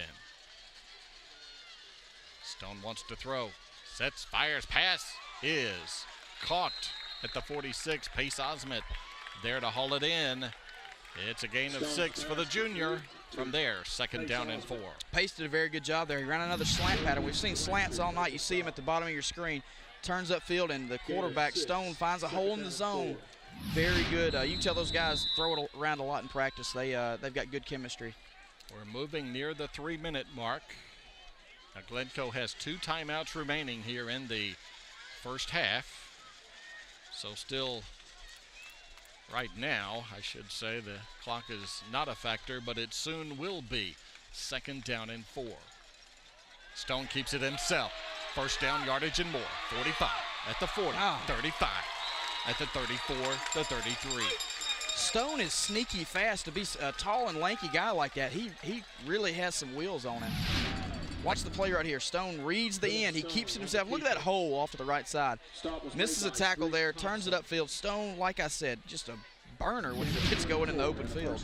A gain of 21 and another first down. At the 34, make it the 33 of Piedmont. Osment has 3 to the 30. 2nd down and 7. Again there for the takedown was Jonathan Lucas from his defensive tackle position. A very good run up the middle. Anytime you can pick up 4 yards on first down, that's always good. I got another score update here. Oxford is trailing Opelika. The score is 14-7 right before halftime there at Lamar Field. 2nd down and 7. We're headed toward the 2-minute mark. Again, Glencoe has 2 timeouts. From the 30-yard line. Osment again, not very far this time. Maybe a yard to the 29 and nothing more. Jacob Clark there for the tackle. Now Piedmont brought some heat from the outside, and Stone didn't have much of a choice but to give it off up the middle. I believe every single linebacker came on a stunt that play, and Piedmont did a good job of only giving up 1 yard. 3rd down and possession down for Glencoe just inside the 30. Now you think about this as possibly 4-down territory right here before halftime for Glencoe. A minute and a half remaining. 3rd down. They need the 24. Osment's got it. 20, 15. He's still on his feet at the 10. He's at the 5. Touchdown, Yellow Jackets. My goodness. What a run. Osment, man, that was as good of a run as we've seen all year. We saw some great ones last week, but Osment to break through the line. Watch him right here. Breaks through the line. There's nobody left back there for Piedmont. Breaks a tackle here. Cuts it back to the outside. Slips another tackle. And the score is now 20-14 with 1 minute and 21 seconds to go before halftime. Great drive all across the board for Glencoe. That was a 29-yard run by Thomas Osment. Bright is in for the extra point. Glencoe leads by 6. The extra point is up, and Glencoe leads by 7. 21-14. The Yellow Jackets lead the Bulldogs. A minute 21 remaining before halftime. We'll take a break on the Friday Night Network. Oops, had a fender bender? Have them tow it or take it yourself to Wesley's Paint and Body. Baker Reynolds and his guys have been this area's go-to team for quality automotive body repair and paint work for years. All makes and models, foreign or domestic. They take them crashed and make them look like new. And with Wesley's larger new facility, including 2 full-size paint booths, they can get you fixed up fast. Always free estimates, best price on repair work, insurance claims welcomed, and service with a smile. That's Wesley's Paint and Body, Highway 78 East in Anniston. 21-14 now. Glencoe has come back with 14 unanswered. They went on top 7-0, and then it was Piedmont scoring 14 in a row. And then Glencoe comes back with 14 in a row. So, like a seesaw, huh? It has, and don't count this Piedmont offense out with a minute 20 seconds to go. I believe they've got, yes, they have all 3 timeouts. I wouldn't be surprised if they drove the length of the field and had a shot at tying this thing up right before halftime. Short kick. Fair catch called for and taken at the 29-yard line, kicking it away from Savage and Thompson back there, and who can blame them? Yeah. But Piedmont, as you said, Ty, with 3 timeouts and a minute 21 showing on the clock, well, they got time because they can score from anywhere on the field. Yeah, and especially the way they've thrown the ball so far. I'm kind of surprised they've gone away from that as much as they have. Their receivers so far on the curl routes have had a lot of separation. Now, you can't run curl routes all the way down the field when you're in a 2-minute situation like this. But let's see if they can stretch the field a little bit. At the 29-yard line, 1st and 10 for Piedmont. The Hoover Buccaneers are winning tonight as they lead first half score 21-0. This is Luck calling his count from the 29. Lusk will give to Thompson. Thompson tries Ball's to cut on the back. ground. The ball is loose. Glencoe says they have it. We'll see. Looks like they do. They indeed have the football. We talk about Piedmont scoring here in the final minute to tie it up. Instead, now Ty, Glencoe has a chance to go up by 2 scores. And you talk about a golden opportunity. Watch the run right here. You see number 33, the linebacker, forced the ball carrier to turn back inside. I believe it was 22. Yes, 22 for Glencoe. Knocked the ball out coming from the backside. And then it was just a matter of which Glencoe Yellow Jacket was going to fall on it. And that number 22 is Craig Barkley, who made a big defensive play there for Coach Osment's Yellow Jackets. Now Glencoe in business. First down at the Bulldog 31-yard line, and now we have a stoppage in play. Timeout taken by Piedmont. We'll be back. The Yellow Jackets on top by 7. This is the Friday Night Network.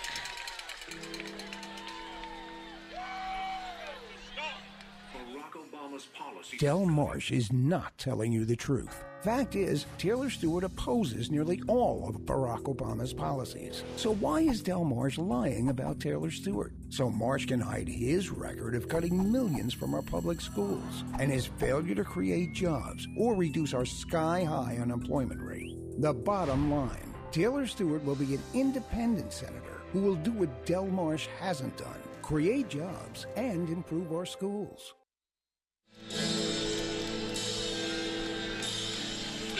1:11 remaining now in the first half of play. When play resumes, it will be 1st and 10 for Glencoe at the Piedmont 31-yard line. Piedmont just called a timeout. I think they may be a little bit shocked right now. Yeah, take it. It's always good. It's just like in basketball when you give up a 6 or 7 point swing to somebody. Call that timeout, settle your guys down, let them catch their breath and get their wits back about them. I feel like right now Piedmont's just going to take all they can do to stop this run game. On first down, Stone throws deep downfield. Pace Osment's down there, but well covered defensively, and that will fall as an incomplete pass. James Blanchard on the coverage. Blanchard, I thought, had a chance to pick that thing off. Blanchard, we saw him on a kickoff earlier. He's got a lot of speed. Or it was a punt return. He is a very fast player himself. Don't count him out in the there in the back end for Piedmont. So Glencoe on first down following the turnover, they go for the home run. 2nd down and 10 now at the 31. And who could blame them for going for the home run ball there? That's a very good play call in my opinion. At the 31, they'll run Osment. 5 yards to the 26. Alexander there defensively to make the stop for Piedmont along with Brazier. This will bring up a big third down, and I do see Glencoe going for it here on 4th down. So they're in 4-down territory here with under a minute to go, under 50 seconds to go here before halftime. They're going to take a timeout. They will call a timeout taken by Glencoe. They'll have 1 remaining, and we'll take 1 more break on the Friday Night Network.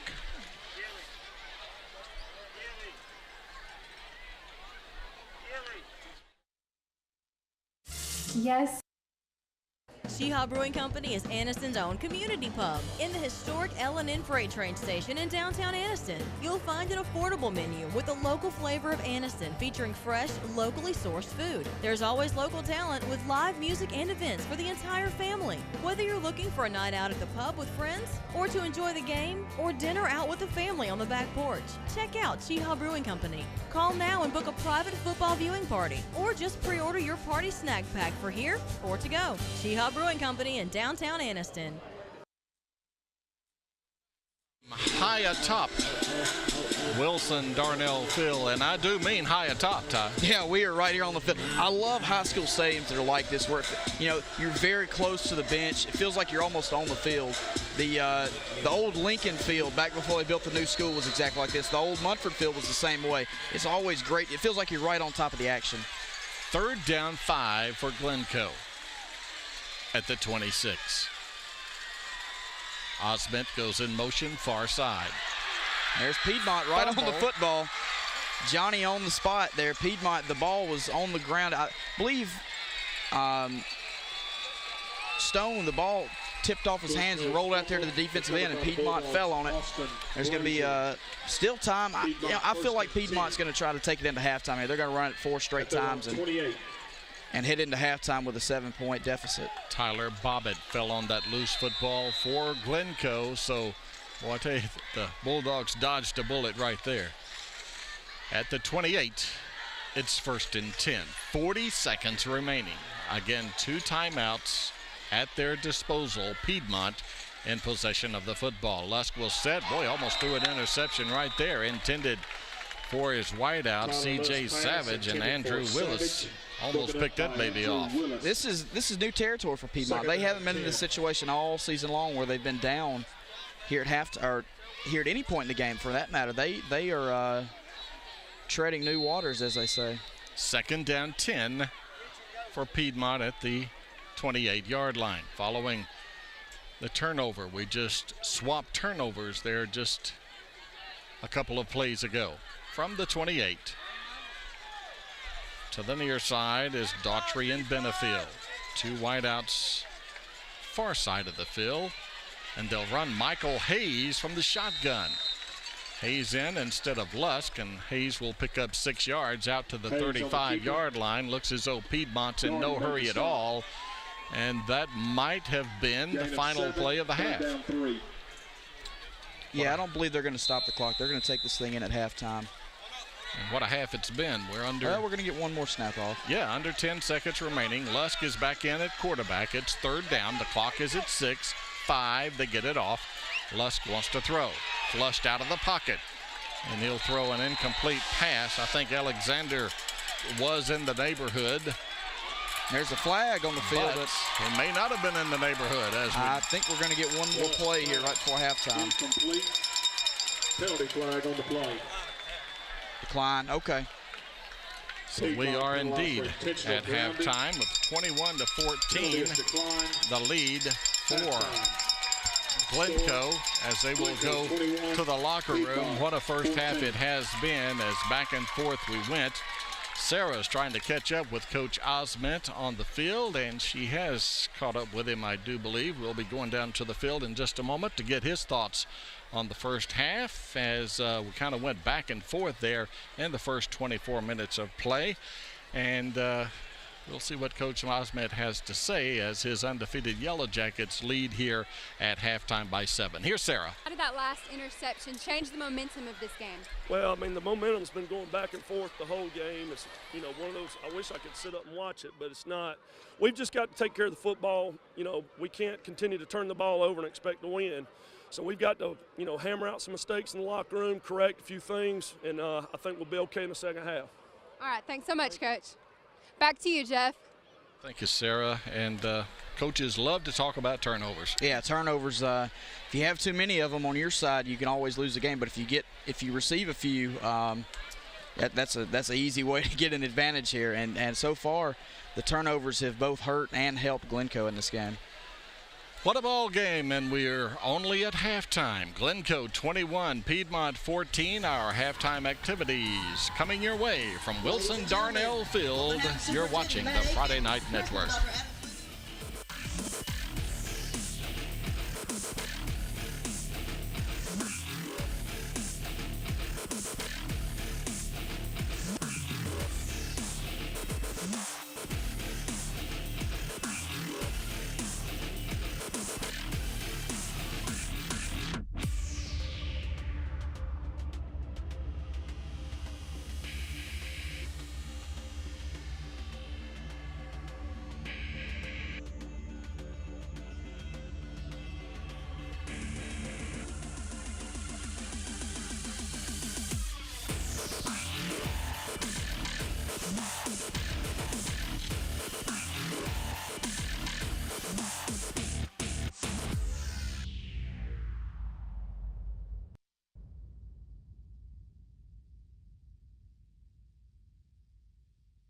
Hi, I'm Curtis Skinner. Trust me, to win out here you have to have a team of experienced professionals behind you. The same kind of professionals you'll need after an automobile accident, and that's what you'll find at Skinner's Body Shop in Oxford. At Skinner Body Shop, you always get free estimates, and our dad's crew can fix it like new. Everybody's seen Bull around with our rollback ready to handle all your towing needs.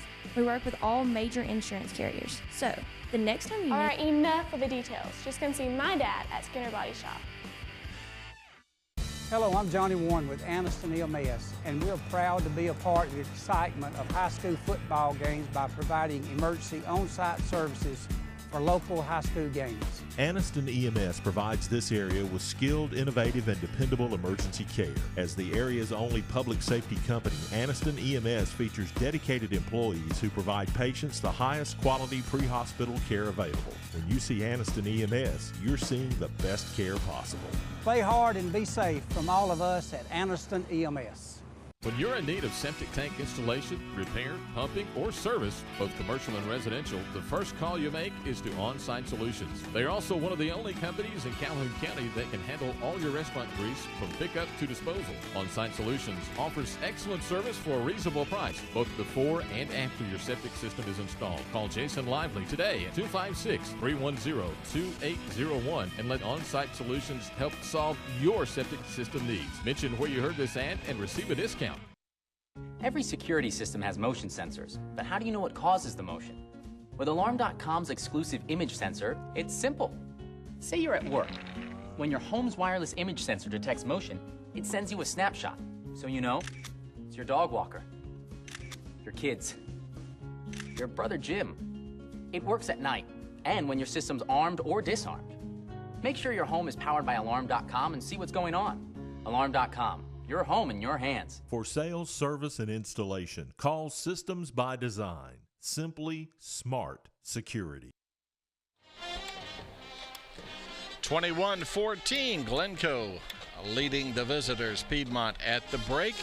Halftime entertainment, let's go to the field and enjoy the Piedmont High School Marching Band.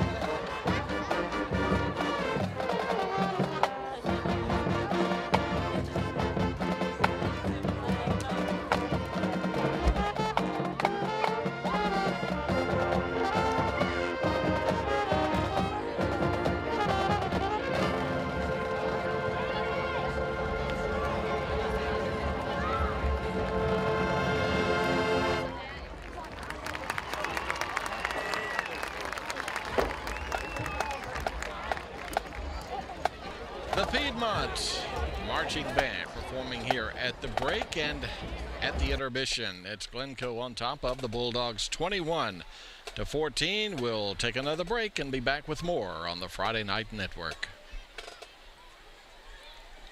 Step into the offices of J. Britt Middlebrook CPA, where you'll find professional one-on-one service for business and individual clients. In this ever-changing tax and economic climate, you can count on receiving the expert advice you need. J. Britt Middlebrook works hard to provide every client what they need to meet all deadlines.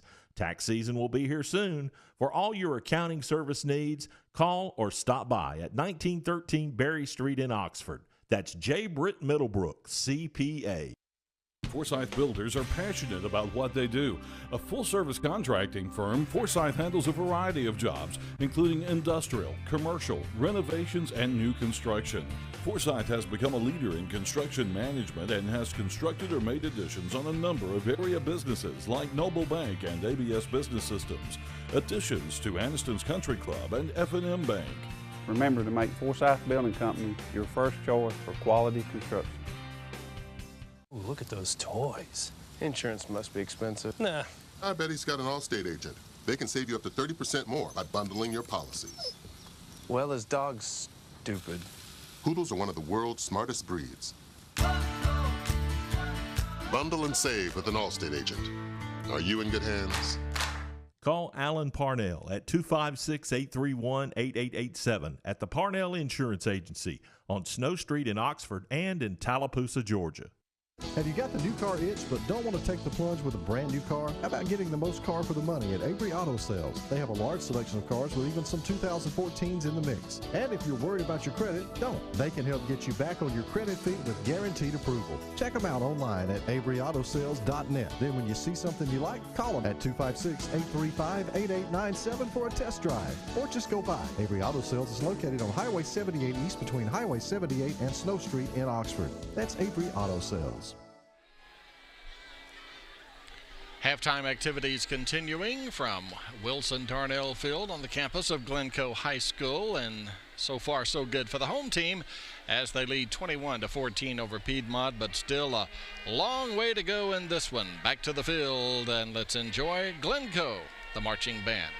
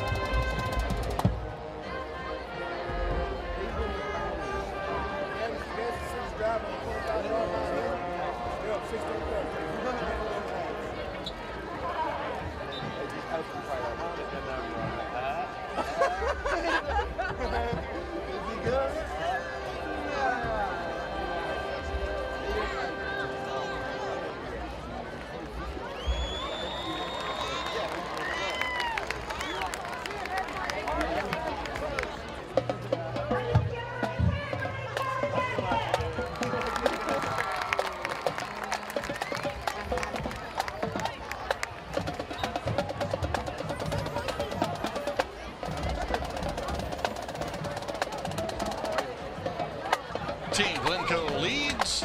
Piedmont at the break. We'll be back. Take a look at some scores from around the area, get some statistics from the first half, and much more as halftime activities winding down. You're watching the Friday Night Network. At RMC, we love serving people in the small towns of Northeast Alabama. The lifestyle, the food, the people. But make no mistake, there's nothing small about the care we provide. In fact, we're a member of the UAB Cancer Network and have the Blue Distinction Award for cardiac care and are rated in the top 5% in the country by the Commission on Cancer. It's not about the size of the town. It's not about the size of the town. It's not about the size of the town. It's about the strength of our regional health system. Oops, had a fender bender? Have them tow it or take it yourself to Wesley's Paint and Body. Baker Reynolds and his guys have been this area's go-to team for quality automotive body repair and paint work for years. All makes and models, foreign or domestic. They take them crashed and make them look like new. And with Wesley's larger new facility, including 2 full-size paint booths, they can get you fixed up fast. Always free estimates, best price on repair work, insurance claims welcomed, and service with a smile. That's Wesley's Paint and Body, Highway 78 East in Anniston. Del Marsh is not telling you the truth. Fact is, Taylor Stewart opposes nearly all of Barack Obama's policies. So why is Del Marsh lying about Taylor Stewart? So Marsh can hide his record of cutting millions from our public schools and his failure to create jobs or reduce our sky-high unemployment rate. The bottom line, Taylor Stewart will be an independent senator who will do what Del Marsh hasn't done, create jobs and improve our schools. Sheehaw Brewing Company is Anniston's own community pub. In the historic FNN freight train station in downtown Anniston, you'll find an affordable menu with the local flavor of Anniston, featuring fresh, locally sourced food. There's always local talent with live music and events for the entire family. Whether you're looking for a night out at the pub with friends, or to enjoy the game, or dinner out with the family on the back porch, check out Sheehaw Brewing Company. Call now and book a private football viewing party, or just pre-order your party snack pack for here or to go. Sheehaw Brewing Company in downtown Anniston. Halftime activities winding down again, 21-14. Glencoe leading Piedmont at the break. Both teams are back on the field, getting ready for what should be some kind of second half here from Wilson Darnell Field. All right, let's go to the field, and here's Coach Steve Smith. Enjoy some good playing fellowship. Thank you, owners Jeff and Virginia Gordon.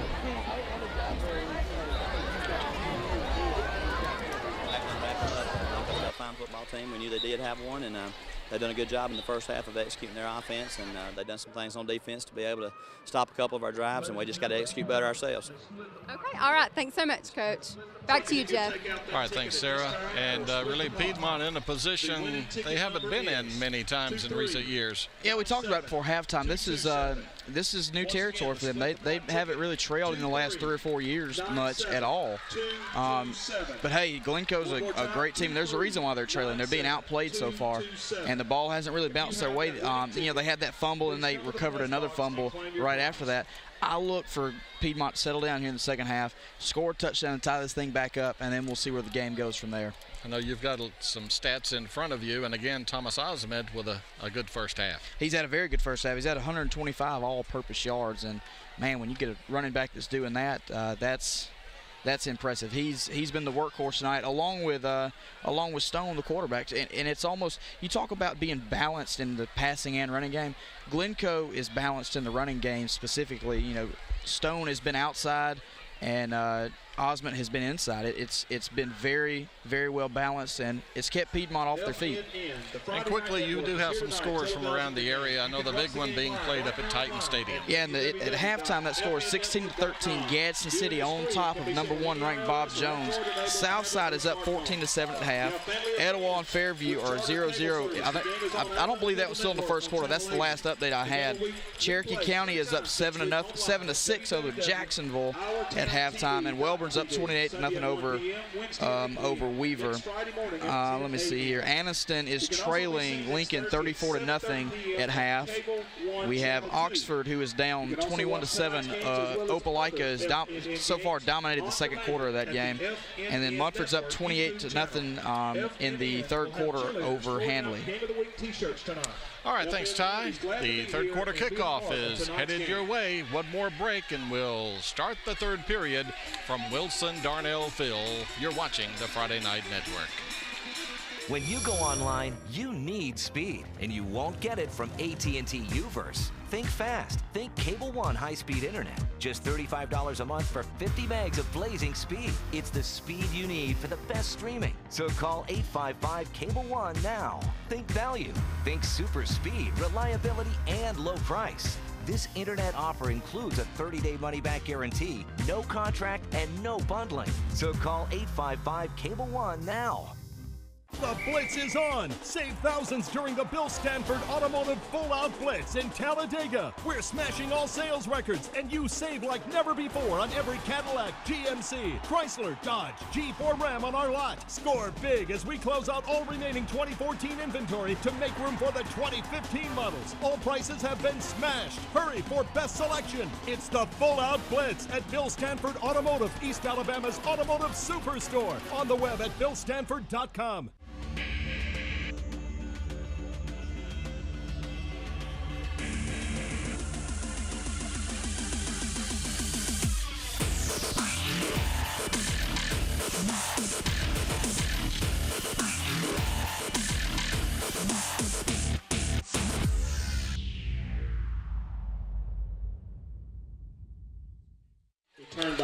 All right, the kick by Andrew Lang to get the third quarter underway was returned by Bradley up to the 33-yard line, and from there we will get things started here in the second half. Piedmont with a 1st and 10, down by 7, the football at their own 33. And Jeff, I got two more scores I didn't get into halftime. Two big games.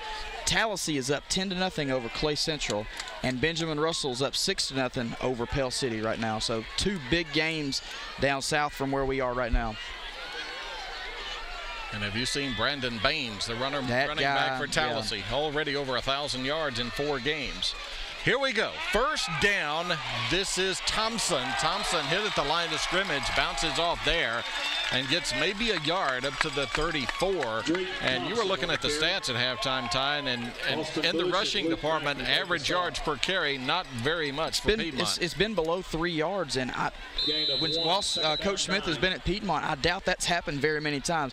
Give credit to Glencoe, the linebackers. We've got the number of tackles they made. The linebackers for Glencoe are flying around right now, making big plays all over the field. As you saw right there, it was cleaned up by the defensive tackle. Watch 57 right here, fight off his block. He gets off this guy, finishes the play. 2nd down and 9. Lusk wants to throw. Pass Savage in the open field at midfield, 45 down to the 41. All right, Glencoe, it's time to answer. That was a great play by Piedmont to drag the receiver, Savage, across the middle, caught it and got upfield, and a good tackle right here by the safety to bring him down. 26-yard toss, Lusk to Savage, and a first down for Piedmont now at the Glencoe 41-yard line, down by 7. A drive that started again at their own 33, now operating on Glencoe's side of the 50. You see it at the 41. Lusk again has time. Has Savage, has first down yardage and more to the 24.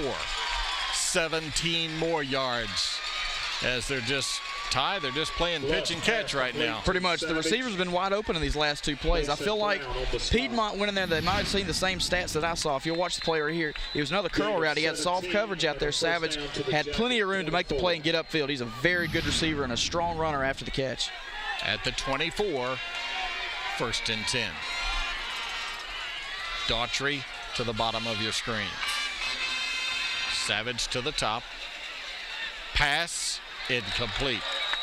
Intended for Mitchell Benefield down near the 5-yard line. It's covered there defensively by Austin Bush. Second down and 10. It's a great time to call that play. Coach Smith did a very good job of, baiting the linebackers that time. He got his quarterback to run a play action, and he drug the inside receiver up the middle of the field, or ran him right up the middle of the field. Great coverage by the Glencoe. I believe that was a safety, number 20. That was a corner, number 20 for Glencoe. That's Austin Bush. He did a great job of coverage on the play. The running back to the right of Lusk is Alexander, and Lusk wants to throw on second down. And there's Savage, but this one's incomplete. Went high into the air to bring it down, but unable to bring it down. I believe that's the first drop I've seen from the Piedmont receiver tonight. Now, they haven't thrown it a whole lot, but usually when the ball's in range like that, the Piedmont receivers have made the play every single time. Third down and 10, as on the previous 2 plays, the Bulldogs have netted 0 as far as yardage is concerned. Third down at the 24. They need the 14 for a chain mover. Savage again is wide left. Bush looks the other way. He'll throw into the end zone, incomplete. Penalty marker down, however. This pass was intended down near the 5-yard line to Mitchell Benefield, but 2 flags thrown in the secondary. Yeah, I believe they're going to get Bush on a pass interference, but the ball is almost uncatchable. It was thrown way over the receiver's head. Still, you can't grab the receiver like that. That's a good call by the officials. Keep this drive going for the Piedmont Bulldogs. Again, Zeke Ralton is the official in the white hat, and will get the call. Holding on defense. And that defensive holding will move it down to the 12-yard line, and a 1st and 10 now for Piedmont. And seeing Piedmont can still get another first down inside the 2-yard line, it looks like. So this great opportunity here for the Bulldogs to tie the game back up. First down rather, at the 12-yard line. Let's see if Piedmont goes back to their running game now that they're inside the red zone. At the 12, Thompson goes in motion, and Lusk wants to throw. He does. Pass intended for Alexander. It's incomplete. Coming out of the backfield. Second down 10 at the 12. Yeah, Lusk wanted a roughing the passer on that throw. He got hit a touch late, but I don't think it was anything that's going to draw the penalty. And like you see on the field, there's no flags. But you got to be careful if you're coming in on that quarterback after he lets go of the ball. You can't be too late. Glencoe on top by 7. Glencoe has not defeated Piedmont in 9 years, since 2005. And Jeff, I think it's evident what Piedmont talked about at halftime. They decided if they're going to take the run away from us, we're going to beat them throwing. And so far they've driven well, but they've got to cap off this drive. And you got to think, I said it before, they may be in four down territory. Throw into the end zone, pass caught, touchdown. Boy, you talk about beautifully thrown. Does not get any better than that. It was a corner route.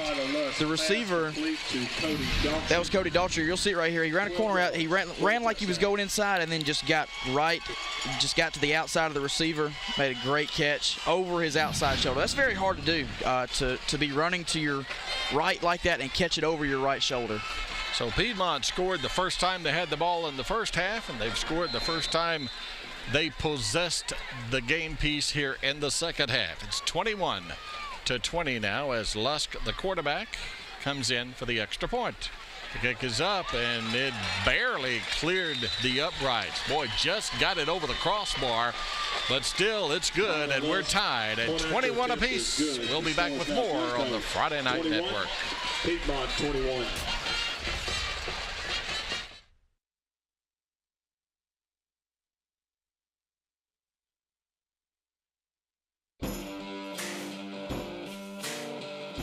We build things that work the way you wish they would. Like a front-end loader you can detach from your seat. Or a mower deck you just drive over and cut through knee-deep grass no problem. Yep, we thought the same thing you did. That's why we build them this way. That's how we run. Nothing runs like a deer. A 7-play drive, taking only 2:44 off the clock, and just like that, Piedmont has tied this game once again. It's 21 apiece as Drake Thompson prepares to kick back to Glencoe. So Coach Steve Smith at halftime, he talked with Sarah at the break, and his team comes out and scores to tie this game up on their first possession. Well, next week we will be busy. Thursday night, we got doubleheader action next week. Thursday we'll be at Piedmont at the Field of Champions for Leeds and Piedmont. Again, that is a Thursday night game. Kick return brought up by Nunley, and Nunley of Glencoe will bring it up to the 24-yard line. 1st and 10 now for the Yellow Jackets from the 24. You see it right there. The #1 ranked team in the state in Class 4A, the Green Wave, will be on the road up at the Field of Champions to take on Piedmont. And then a week from tonight in Talladega County or in East Central Alabama, oh heck, the whole state of Alabama, they don't get any bigger when it comes to rivalries. Munford and Lincoln. No need to say anything else, right, Ty? You're exactly right, Jeff. That is a huge game. And, you know, it's one of the few rivalry games left in East Alabama. Oxford and Welborn used to be big. Oxford and Anniston was big. Clay Central and Ashland and Lineville combined. There's not many left, and that's one of the good ones throughout the whole state. First down play for Glencoe, and Stone, the quarterback, gets 3 out to the 27. It's 2nd down and 7 now for the Yellow Jackets. We're tied again, 21-21.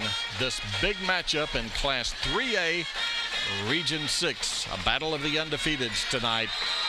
And Thomas Osment will get taken down at the 26. It's a loss of 1 to bring up 3rd down and 8. Dylan Stone looked a little confused on that play on his read. He wanted to keep it, but he also wanted to give it. He didn't make up his mind. They were lucky they didn't fumble the ball. And it's going to be a big third and about 8 on this play. Need to convert here unless you don't want to give the ball back to Piedmont. They have every ounce of momentum if you can't convert this. At the 26, and the line to make is the 34. 3rd down and 8.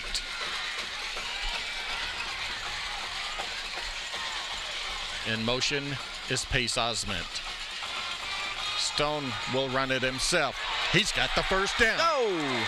He almost had clear sailing to the end zone, but a touchdown saving tackle, and Stone moves out to the 39. Shoestring tackle that kept Stone from walking in the end zone right about now. Watch this play. Very patient run by Stone to cut back against the grain upfield, and credit Daughtry by making the play right there, or Stone would still be running. They do convert on the 3rd and 8, now with a fresh set of downs at the 39. Low snap. Stone hands to Osment. Osment has a yard to the 40. That was the backside defensive end on that play. Let's see if I can get a number on that. Was number 67, Tyler Bobbitt. Bobbitt did a great job coming from the backside to pull down Osment to less than a yard gain on that. So it's a second and what's called a long 9. Near the 7-minute mark, 3rd quarter, we're tied. Trips to the far side. Osment, the single setback to the right of Stone, and there goes Osment again. My goodness, still on his feet. Down the near boundary at the 30. The 20 cuts back at the 15. Still on his feet at the 10. Well, that's hard to describe there, but what a run by Osment. That's the only way to describe it. An incredible run by Osment. I thought he was going to get stopped right here for about a 2-yard gain, and breaks through that line, breaks through the second level, broke 3 tackles before he got into the open field, and shows a little bit of speed running downfield. I tell you, had he kept running to the corner, he might have gotten down to about the 5 or 6 yard line, but still great run nonetheless. And if you're just joining us, yes, that is the son of head coach Lee Osment. Right now, Lee is saying, "That's my boy," from the 10-yard line. Now a new running back into the football game, replacing Osment, and the ball carrier on the first down play is Taylor Daughtry. And Daughtry takes it down near the 7 for a gain of 3. Oh, and that was a different look from what we've seen. They had an H-back in there as a fullback blocking. That was number 3, Hunter Nunley. Nunley stepped in there and was the lead blocker in that 2-hole run. So it looks like they're going to stay with it. They like this look when Osment is not in the game. 2nd and goal at the 7. for Glencoe. Low snap. Stone gives to Daughtery, and boy. Ball is out on the ground. They did. The ball is loose, and did they rule him down or not? The officials I thought I thought he saw him throw the bag. I'm not sure.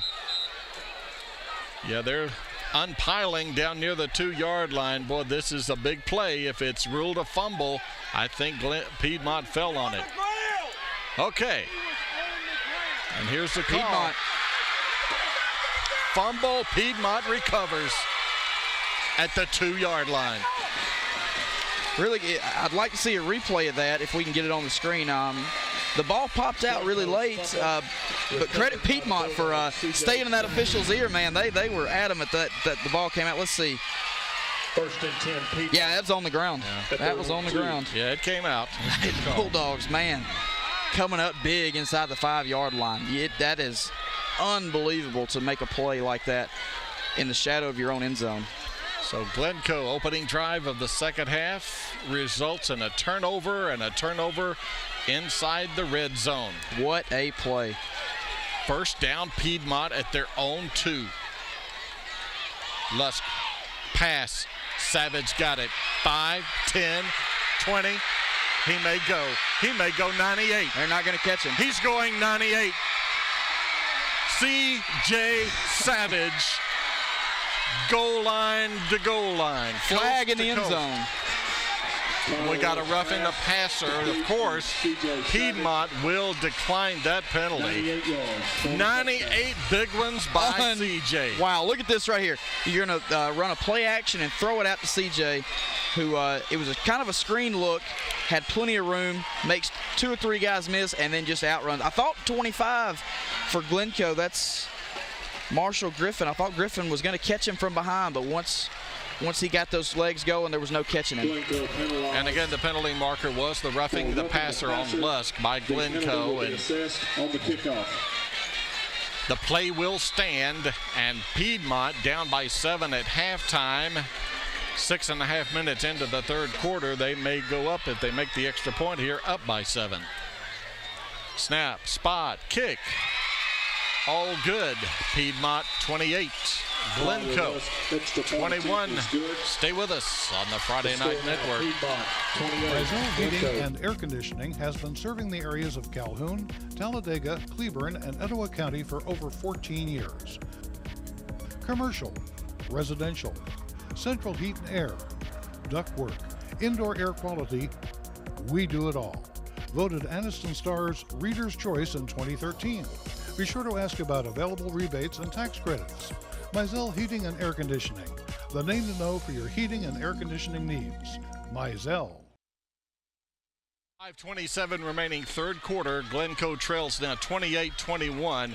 And Ty, we really just witnessed a 14-point play. I mean, wow, what a I'm kind of speechless at what just happened right there, because Glencoe drove down. They were on the 2-yard line, fumbles the ball. The very next play, they throw a screen out there, and man, just the speed to take it down there. This has been an incredible game, and let's see if we can get it up on another replay of what just happened. Yeah, just 2 plays. Here it is. Here it is again. C.J. Savage. Made 4 guys miss, almost got run down from behind. Watch those legs, though. He got going. There was no catching that guy from behind. I believe Coach Smith now when he said the fastest man in 3A. 98 yards worth right there. C.J. Savage, his 9th touchdown of the year. What year is Savage? That guy is, there's some colleges that need to be looking at him. He has been very impressive tonight so far. He's not a real big guy, but he makes up for it in quickness and speed. The roughing the passer penalty on the touchdown play is being assessed on the kickoff. Piedmont will kick it from the Glencoe 45. Bit of an onside look. Yeah, from the way it looks, Lusk is not going to kick it very far. Just when you thought Glencoe was going to take it in to take the lead by 7, 2 plays later, they're down by 7. There is the squibber. It's still loose on the ground, and a black jersey falls on it at the 31-yard line. There to fall on it was Brenton Foreman. for Glencoe. First and 10 now for the Jackets. It wasn't this week. I forgot which game it was. You said it. That, you know, when the ball's rolling on the ground like that, it's not brown like a basketball or baseball. It'll bounce anywhere. And luckily for Glencoe, it hit off one of their guys' shoulder pads, and they fell on it. So very good play to come up with the ball. Anytime you can recover an onside kick, you're doing something right. First down for Glencoe. Now a stoppage in play. I don't know why, but something is wrong somewhere. We've got the chains settled down. I think we may have a leg cramp over there. Slowly making his way to the far sideline is Piedmont's Drake Thompson, being replaced by the quarterback, who's also defensive back Tyler Lusk. And there goes Thomas Osmond on first down, and Osmond takes it up for about 5 out to the 36-yard line. And remember now, Cheehaw Brewing Company, you see it there. That is the place to go in the Anniston, Calhoun County area. You can enjoy dinner out on a Friday night and watch us as well, as they'll have FNN's coverage of high school football up on the big screen. Only place in Calhoun County where you can do that. So keep that in mind. It's Cheehaw Brewing Company. Boy, what wings they got there. Second down at the 36, second and 5. Stone will keep it himself and get 2 to the 38 to bring up third down. I don't know if you could see it on that play. Osmond shot through up the middle. I thought he had the ball, but Stone had it following behind him. Piedmont closed to keep him from picking up the first down. But what Glencoe's doing right now is they're just sticking with their game plan. They're down 7. Like you said, it was almost a 14-point swing that they just witnessed. They're sticking with their game plan, staying on the ground. Just keep doing what we do. Third down, a long 2. Glencoe needs the 41. Osment to the left of Stone. On third down, he wants to throw. Sets and nearly throws an interception. Penalty marker down. Pass intended for Pace Osment down at the 45. He was on the ground. He may have been hit early. Yeah, I think he was. There was a crowd of guys around him. He hit the ground first, and I believe that's what we're going to see right here. And if that's the case, it will be a first down, and we'll go to the field. And here's pass the call. interference on the defense, 15 yards. See, this is what Coach Osmond's saying right now. Just do what we do. Keep playing our game, and we're gonna stay in. You know, they're only up 7. If we keep doing what we've been doing this entire game, we'll be in good shape. The penalty moves the football to the 46 of Piedmont. Glencoe. First down and 10, and now the officials are having a discussion, and that meeting quickly reaches its conclusion. First down, here we go as we resume play. Stone standing at the 50-yard line, the senior, and he wants to throw. But he will go down. He may be able to fight his way back to the line of scrimmage. And that is all, and not much pass protection that time. No, he dropped back and rolled to his left, looking downfield. He was looking for Pace again, Pace Osmond. But as you can see there, the Piedmont defensive front closed quickly. Those guys got a lot of speed up front. You wouldn't expect it by looking at those guys, but, man, they can fly to the football. Michael Hayes and Jacob Clark were there defensively. Hayes coming up from his linebacker position as well. Second down, 10, Glencoe at the 46 of the Bulldogs. Stone keeps it himself. He's got the first down to the 35. Well, he pulled that out of the belly of Osmond at the very last moment. He did, and that's happened several times tonight where you don't really know who has the football. If we can't tell up here, just imagine how hard it is down there on the field. Osmond doing a great job of knowing exactly where the sticks are and picking up the first down. Gains 11 and a first down. At the 35 now. New set of downs for Glencoe, trailing by 7. 3 minutes remaining here in the third quarter as the clock continues to wind down. Trips far side. Osmond, still going. Oh my goodness. 16-yard run by Thomas Osmond when it looked like he was only going to pick up about 2. Here's the look at it again. We've seen it all night from Osmond. Just one of the strongest runners. They tried to throw him down. He's got great balance for a big guy. Great run. The Glencoe offensive line's doing a great job up front, too, to help him. At the 19-yard line, Glencoe with a 1st and 10. They were down there on their previous possession and put it on the ground. You know, Coach Osment and the guys wearing the black jerseys hold on to the football. This is Stone. Stone will fight his way down near the 16. It's a gain of 3. Another good run. And, you know, it looks like every time Glencoe pulls the ball down, there's not much running room, but they find something out of nothing. It's just a credit to the running backs back there. It seems like they know exactly where the crease is, and they know when to hit it at the perfect time. 2nd down, 7. 3 receivers far side. There you see Dylan Stone. And there you see Osment. And there you see a touchdown. My goodness. Thomas Osment takes it in from 16 yards out. We're an extra point away from a tie ball game one more time. You'll see Osment here. Once again, another read option play. Osment broke it to the backside and turned it upfield to pick up, was it 10 or 12-yard gain? Very good run for Osment. Kind of had to walk the tightrope there to get inside the pylon for the score. A little Gene Kelly right there at the end. Yeah, for a big back, he's very balanced. It looks like there's a flag in the back of the end zone. It's going to be a dead ball, unsportsmanlike conduct on Piedmont. Piedmont penalized for unsportsmanlike conduct. So Bright, who is 3 for 3 on the night, and PATs will try to make it a quartet of extra points, and before the kick, whistle and a flag down by the official on the far side. So we will try again, and we will get the call from the white hat. Dead ball encroachment. Offsides on Piedmont. That'll move it down closer to the goal line. You know, Coach Osment could think about going for 2 here. He only needs about a yard following the 2 penalties, the half the distance. Well, especially the way they've run the ball so far. That's not far-fetched at all.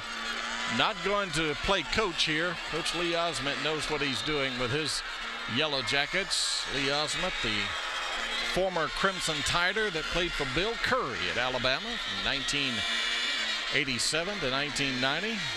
Bright's kick is up, and Bright is 4 for 4 tonight as the kick sails through. 1:49 remaining here in the 3rd quarter. We're tied at 28 on the Friday Night Network. At RMC, we love serving people in the small towns of Northeast Alabama. The lifestyle, the food, the people. But make no mistake, there's nothing small about the care we provide. In fact, we're a member of the UAB Cancer Network and have the Blue Distinction Award for cardiac care and are rated in the top 5% in the country by the Commission on Cancer. It's not about the size of the town. It's not about the size of the town. It's not about the size of the town. It's about the strength of our regional health system. 28 apiece, 3rd quarter, 1:49 remaining here in the 3rd frame. Talking about Lee Osment playing at Alabama. You know, Coach Osment has one of the most memorable plays ever in the history of Alabama football. If you recall, back in 1989, playing LSU down at Baton Rouge, LSU and quarterback Tommy Hodson, they went for 2, and Lee Osment intercepted that pass and ran back a 2-point defensive conversion, 100 yards. You can still see that on YouTube, by the way. But I talked with him today. I said, does a day go by when someone doesn't remind you about that 2-point run against LSU? And he said, well, they don't remind me every day, but about every week I hear from it. But what a play that was. Well, this is the 25th anniversary of that. It was 25 years ago. Well, yeah, that was before I was born, but I've seen that actual play on the Crimson Tide, what is it, Channel 23 out of Tuscaloosa. They'll re-air some of those games. I remember seeing that a few years ago, and it was an incredible play. Okay, the officials are talking with Coach Osment right in front of us concerning that penalty. Quickly, let's go down to the field, and Sarah will join us with an update. And what an exciting game this is tonight between these 2 amazing teams. Several turnovers has happened, lots of excitement down here on the field. Really loud, very hyped from both teams. All the fans are very into it. Who knows who's going to win? Stay tuned, guys. Back to you, Jeff. Thanks, Sarah. And everything she said is true. We are headed to what should be a tremendous finish here in this one. The short kick will land at the 30-yard line, and from there it will be first down for Piedmont. I think what Coach Osment was talking about was the assessment of the penalty, that it was on the point after try and not on the kickoff. Yeah, and you know, usually for an extra point, if you're going to – Coach Osment was planning on kicking it anyway. It's really to no effect if you're going to use it there. The kickoff, it would have affected him a lot more. But still, you think Glencoe hasn't kicked it deep all night. They were planning on Pooch kicking it anyway, so I don't believe they're hurt too bad. So here we go. It's Piedmont's turn. And before the ball is snapped, we have a pre-snap penalty as the official comes running in from the bottom of the screen. And apparently someone's lined up in the neutral zone, I do believe. Well, we'll get the call. Ball, offside, white team lined up in the neutral zone. Piedmont lined up offside, so before the ball was snapped, so they move it back to the 26-yard line, and from there it will be 1st and 15. That's one of the few mental mistakes you'll see a Piedmont Bulldog team do under Coach Smith. You rarely see a mental mistake that cost them 5 yards, but it did right there, and Glencoe's happy it happened. And you always want to know where number 6 is for Piedmont. He split wide to the near side there on the bottom of the screen. First down call. They try to run it, something they've not been able to do much of tonight, and they're not able to get any positive yardage right there as Drake Thompson is stopped for no gain. You can tell that Glencoe has said, you know what, y'all may be able to throw it on us, but you're not going to run. We're going to take something away. Very similar to what Kansas State did against Auburn last night. You know, beat us throwing the ball. And so far, here in the second half, Piedmont has thrown the ball very well. But Glencoe's looking to get a stop right here and get the ball back right here before the fourth quarter starts. He may have lost a yard. He did. 2nd down, 16 at the 25 for the Bulldogs. We're tied in the final minute of the third quarter. Lusk will fire a pass out there, in and out of the hands of the intended receiver, Cody Daughtry. Incomplete. Now a late flag comes in, and some extracurricular activities taking place on the far side. Yeah, a little pushing and shoving and jawing going on. I believe it's going to be, it may be both ways, but I think Piedmont initiated this. And we will get the call on this incomplete pass on 2nd down at the 25-yard line.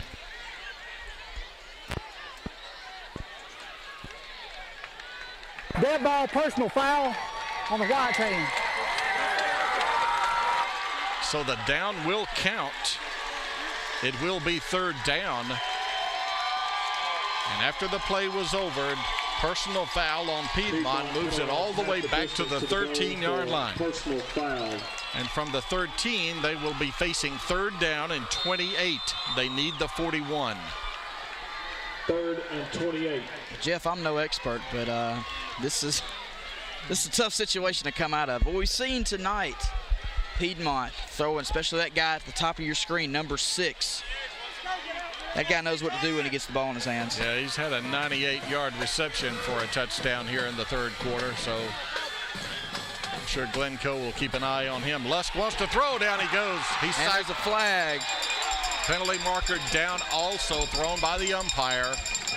Lusk attempting to pass is. And normally the umpire, when he throws his flag, most of the time it's a holding call on the offense. Not sure that's what it is here. We now have a stoppage in play, an injured Bulldog lying on the field at the 2-yard line, but he's back on his feet now, which is good to see. That's Austin Brazier, and here's the call on the penalty. Holding, penalties decline, 4th down. So the holding on the offense is refused, obviously, by Glencoe, and they'll take the result of the play, which was the sack. And now at the 5-yard line, Piedmont will punt the football. Holding against penalties, really. 53 seconds to go here in the third quarter. Glencoe's going to have great field position here. Penalties really played a big part there. I mean, my goodness, he had the dead ball personal foul, the holding call, and that's not what you want if you're Coach Steve Smith of the Bulldogs. No, but you still need your defense to stay calm, and you got to get a stop here if you're Piedmont. Lusk, and from his own end zone, he gets his kick away. It's returnable. This is Pace Osmond at the 43, 40, 35, 30, 25. Drop the football. The ball is loose. The ball is loose at the 25. Who got it? Both teams are saying they have it.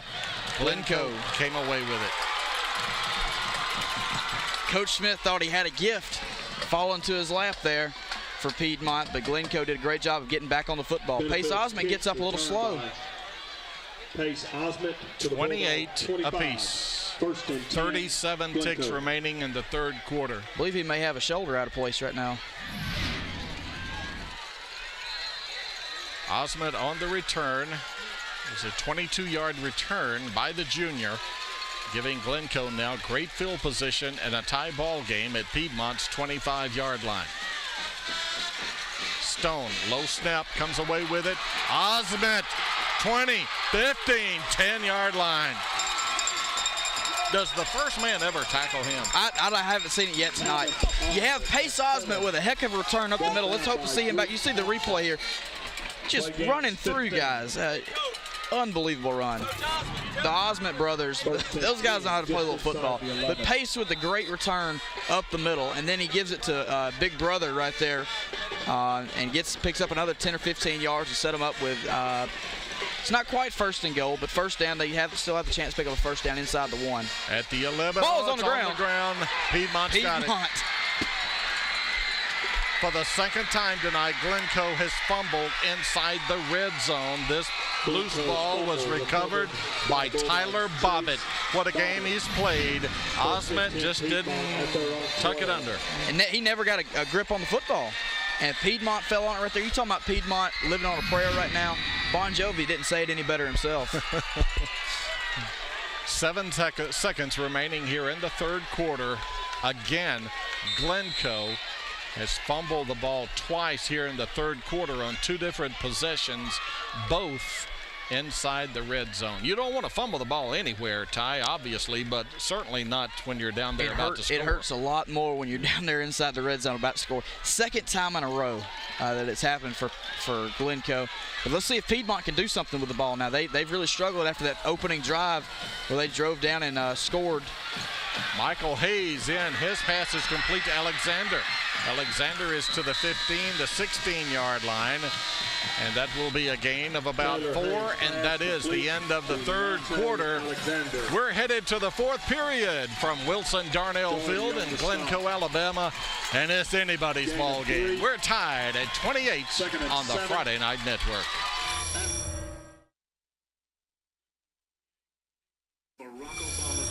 Del Marsh is not telling you the truth. Fact is, Taylor Stewart opposes nearly all of Barack Obama's policies. So why is Del Marsh lying about Taylor Stewart? So Marsh can hide his record of cutting millions from our public schools and his failure to create jobs or reduce our sky-high unemployment rate. The bottom line, Taylor Stewart will be an independent senator who will do what Del Marsh hasn't done, create jobs and improve our schools. Well, here we go, fourth quarter, and we are tied at 28 apiece. This 2 undefeated teams in both region play and overall. 2-0 in region are the Bulldogs and the Yellow Jackets. 3-0 for the entire 2014 season, and just, I hate to say what we expected, but kind of had the feeling, Ty, this is a tight game we would see here tonight. Yeah, and I'm glad to see that it's not all been about offense. There's been some great defensive plays so far, and the turnovers, especially for Glencoe, the turnovers have been just painful. You get down there twice inside the 20-yard line and you turn it over like that. Hey, but Piedmont, give credit where it's due. Piedmont has done what they need to do to stay in this game. And what am I talking about, stay in the game? It's tied up right now, but they have made 2 great plays inside the red zone. You know, it's luck. What did Coach Bryant say? Luck is when hard work and opportunity meet each other, and that's what Piedmont's done tonight so far. Steve Smith, head coach, now in his 9th year as head coach of the Piedmont Bulldogs, and also in his 9th year leading the program at Glencoe is Lee Osment. Coach Osment, well, he didn't attend school in Alabama, did he? He's an 86 graduate of T.L. Hanna High School in Anderson, South Carolina. Played for Coach Jim Frazier there. It's the same high school that turned out Major League Baseball Hall of Famer Jim Rice, former Boston Red Sox. Second down call, pass intended for Savage, and he dropped the ball. You don't see that often. Incomplete. Third down now for Piedmont. No, and Piedmont, usually they're very good at catching the football. We've seen it so far tonight. The last 2 passes they've thrown out there, though, the receivers have had trouble bringing it in. This is a huge third down right here. You'd hate to give the ball right back to Glencoe after surviving on a fumble inside the 10-yard line, but hopefully Piedmont can do something right here and pick up that first down. By the way, if you're wondering, Ty, Hannah High School in Anderson, South Carolina plays Malden tonight. So just thought I'd throw that out there. I'm waiting on a score from them. Third down at the 16. Lusk has time. Lusk fires, pass. Great throw. Did he catch it? Yes, he bobbled it. Finally able to hold on to it at the 35-yard line. Did a little juggling act right there, but finally he does corral it, and that is Mitchell Benefield all the way up to the 35. Yeah, it's a great job. Great throw by the quarterback, Lusk, on that play. Watch it right here. Puts just enough air under it to get the ball there in time before Glencoe defender could make a play. He bobbled the ball. I believe he bobbles it one more time. Now he hung on to it, but there's almost a cheap shot right there by Daltrey. Now we have a stoppage in play as the officials are meeting at the 34-yard line as the official on the near side comes running in. And we got a sideline warning. Sideline warning. Sideline warning. And that's no penalty step off. It's just as it says, as a warning. Yep. Don't do it anymore. Back up. It's always one coach that has that job, right? Everybody back up. Yeah, you assign the one guy to get everybody back. You got to be behind that second white line. Big third down conversion there for Piedmont to keep this drive alive. Now at their own 35 with a new set of downs. Pump and go. Luck throws downfield. Thompson's out there. It's incomplete. Thompson's been limping around a little bit. He had a step. And he didn't get his head around in time. So here's a flag on the play. For Thompson. Penalty marker thrown back at the line of scrimmage by the official on the near side, near the Glencoe bench. You see the quarterback pump to the receiver that's going to block, and then he throws deep. Yeah, Thompson looks like he's lost a step here in the second half. I saw him early in the third quarter come up holding what looked like a hamstring. He seems to be a little bit better now, but he's still limping some. That's illegal motion on the offense. Backs it up to the 30. Glencoe will accept the penalty to bring up 1st and 15. You see the score. We're tied at 28 apiece. We're in the fourth quarter with 11:17 to go. Savage goes wide right. 2 receivers to the near side, and Mitchell and Benefield. Lusk on first down will give to Thompson.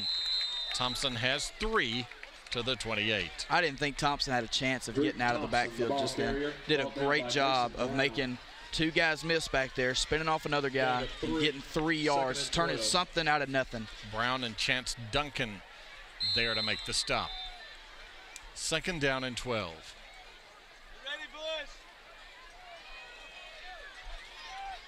Clock is under 11 minutes. The play clock is near 10 as Piedmont will scrimmage from the 33. Savage and Thompson to the near side. Lusk looks this way, has no time. Penalty marker down. He is sacked also back at the 25. Taken down there by a host of black jerseys. Leading the charge was Brenton Foreman. Flag on the play. And again, the umpire has thrown the flag, and here's the replay. Watch the guy coming from the backside. There's the hold right there. I thought that Lusk was about to get drilled. Actually, he was coming from his front side. I thought Lusk was about to get drilled right in the chest. That was a very scary play. Holding call is declined, and Glencoe will accept the result of the play, which is the sack by Foreman. And now from the 25, Piedmont will be facing 3rd down and 20. How about this Glencoe defense? Apart from a 98-yard touchdown pass, they have pretty much shut down Piedmont so far in the second half. Again, Thompson and Savage to the near side. They need 20 yards. Pass. Savage has it at the 30. Savage is taken down at the 34. They needed 20. They got only 9. It will be 4th and 11 for Piedmont. Well, that's the only way to bring down a guy like Savage. You got to gang tackle him. You can't go in there with one man and say, hey, your job is to tackle him one-on-one. He's too quick for that. Play game 9, 4th down. And we see that Pace Osment's back in the game. He had that shoulder situation. I thought he had a separated shoulder. He seems to be fine and back in the game. The way he was holding that thing earlier, it looked a little odd. And Piedmont's got a new punter in the game. Instead of Lusk, it's Blanchard now in. Well, with Blanchard's speed, you look for something wild to happen. Good snap. Kick is away. Line drive kick. Osment's got it at the 36, 40, 45, 50, 45, 40, 37-yard line. 26-yard return by Pace Osment. And Glencoe is in business once more, and Osment's slow to get up. Cardavian Myers. Looks like a cramp, so they'll deal with him there, and here's the punt return. The same return as last time. He breaks it back to the outside. He's going to cut up and get back to the middle of the field. It was a great job by the blocking on the Glencoe return to set him up with a great field position. Let's see if Glencoe can cap off a drive here with a score. It will be 1st and 10 for Glencoe. When play resumes, the ball placed down at the 36-yard line. Both teams are going to their respective sidelines as they tend to the injured player, and they didn't tend to him long, did they? As Pace is on his feet. Pace Osment, a little bit of help from the medical staff, but he makes his way to the near sideline, and that's good to see. Yeah, you know his dad wasn't too worried about him when he just sent a trainer out there. He knew he's going to be all right and get back in the game. Another good punt return by the junior. And again, Glencoe, and they've had opportunities, especially here in the second half, Ty, and, well, they're great field position to start this drive. Well, I know these Glencoe fans are hoping the third time's the charm. The third time they get the ball starting in Piedmont territory.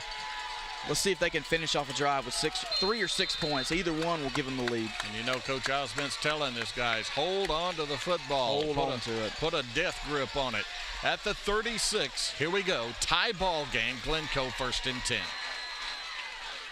Osment, 2, maybe 3. He got stuck there. Osment usually breaks a few tackles, got spun around that time. And I didn't get I believe it's number 25 for Piedmont. He's been all over the field tonight. That's Anthony Alexander. Alexander did a great job of bringing down Osment before he could get any more yardage. And that was Colton Donaldson also there from his defensive tackle position in on the play as well. And again, Osment only gets 3. 2nd down and 7. 2 wideouts near side, and Hunter Nunley along with Andrew Lang. Single wide out to the far side on the 2nd and 7 call at the 33. 8.5 minutes left in the ball game. We're tied. There goes Stone. Penalty marker down. Stone will take it in for the touchdown, but hold on, they may bring it back. Yeah, I think we got a holding call here in the back. The referee has thrown his flag, and he's not going anywhere, which means, hey, you guys come back. And they are. They're bringing it back, holding on the offense. If you're Glencoe, you're thinking, all right, can we catch a break? Yeah. Can we catch one? We fumble down there twice, and then we have a touchdown called back. And Stone, I've said it before tonight, Stone is sneaky fast. That guy, it takes him a little while to get going. But once he does, he is a burner. Watch him just outrun all of these. Even 25, Alexander had an angle on him. Couldn't catch him. 19. They moved the football back to the 45-yard line following the penalty on the offense. And from the 45, it will be 2nd down and 19 for Glencoe. Again, trips to the near side. Nearing the 8-minute mark in what has been a classic here this evening. 28 apiece. Looks like we're headed to the wire, folks. At the 45, 2nd and 19. Stone will run it himself. 40. 35, 31-yard line. It's a gain of 14. Gutsy call there on 2nd and 20.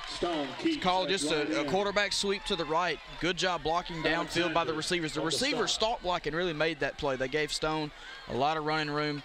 down here on this near side, set up with a very manageable 3rd and 5. Alexander made the stop, and again, you just see it. Stone running to the near side. But see, you don't see any of those DBs come into the picture until right now. There's just great stop blocking down the field by those receivers. At the 31, 3rd down and 5. As we near the 7-minute mark, Glencoe 28, Piedmont 28. The winner of this one, obviously in the driver's seat as far as region play is concerned. Bobble the snap. Stone got it back. Stone goes down for no gain. Penalty marker down. Penalty thrown, marker thrown where the tackle was made. Bobbitt made the stop. Loss of 1. And we'll get the call. And what a call it's going to be. And face mask, you see it there on Piedmont. Boy, they had him wrapped up too. And they did. Just can't grab his face mask. If you're Piedmont, you're feeling sick right now. You had a great opportunity to force Glencoe into a 4th and 5 situation, which they were probably going to go for. And now it's 1st and 10 on the 16-yard line as Glencoe looks to take the lead here with 7 minutes to go in the game. Well, they're inside the red zone again. The last 2 times they were in the red zone, well, I'm not going to say it. We've said it enough. 1st and 10, Glencoe at Piedmont's 16-yard line. And not to forget about this game, Tallahassee is up 31-7 over Clay Central right now. 1st down call, and that's Thomas Osment for maybe 2. Maybe 2. And again, Bobbitt there to make the tackle. What a game Bobbitt's played tonight. Numerous tackles, had the big fumble recovery for Piedmont. Boy, he's playing his heart out there from his defensive line position. Yeah, that Piedmont front 7, they've been suspect a few times on the run, but overall they've had a very good game of containing, keeping, heck, Osment, every time he runs the ball, is getting hit at the line of scrimmage. They just can't bring him down. He's too strong of a runner. They did that time, though. Play clock is at 10. 6 minutes left in the game. 2nd down and 8 at the 14. Stone keeps it himself. Stone at the 10. 10 down to the 6-yard line. It's close to a 1st down. It will be near. I think he did have the 1st down. Right, they'll take a look at it. The ball's about the 5.5-yard line. You see the replay there. Piedmont brought a corner blitz from the opposite side. It wound up being ineffective. They ran the ball to the right side, and Stone did a great job. Look at him on the field right. He's gassed. The guy needs a break. And they will measure for the 1st down. So the guys keeping the chains, they've got to run from way over there to way over here. And this is a very important measurement as well. It's either going to be 1st and goal or 3rd down and less than a yard in a tie game. Playing for all the marbles here, I guess you could say, as far as region play is concerned. They stretch it out, and you see it. Not nearly as close as that measurement South Carolina and Georgia had last Saturday. I don't know if I've ever seen one that close, but clearly the ball is across the line there. 1st and goal for Glencoe. Down just inside the 6-yard line, Glencoe. And again, it's been almost a decade since the Yellow Jackets have defeated Piedmont. Piedmont's really just controlled this series in recent years. They have, and they've been controlling everybody. I was going to say, Piedmont's controlled about pretty much everybody they've played ever since Coach Smith got there. But Glencoe's showing right now that they've made strides in the right direction, and they got a heck of a chance right here to take the lead with 5 minutes and 45 seconds to go in the ball game. 1st and goal, just inside the 6. You see the H-back, he's in there again. That is Osment. No gain, maybe a half yard, nothing more.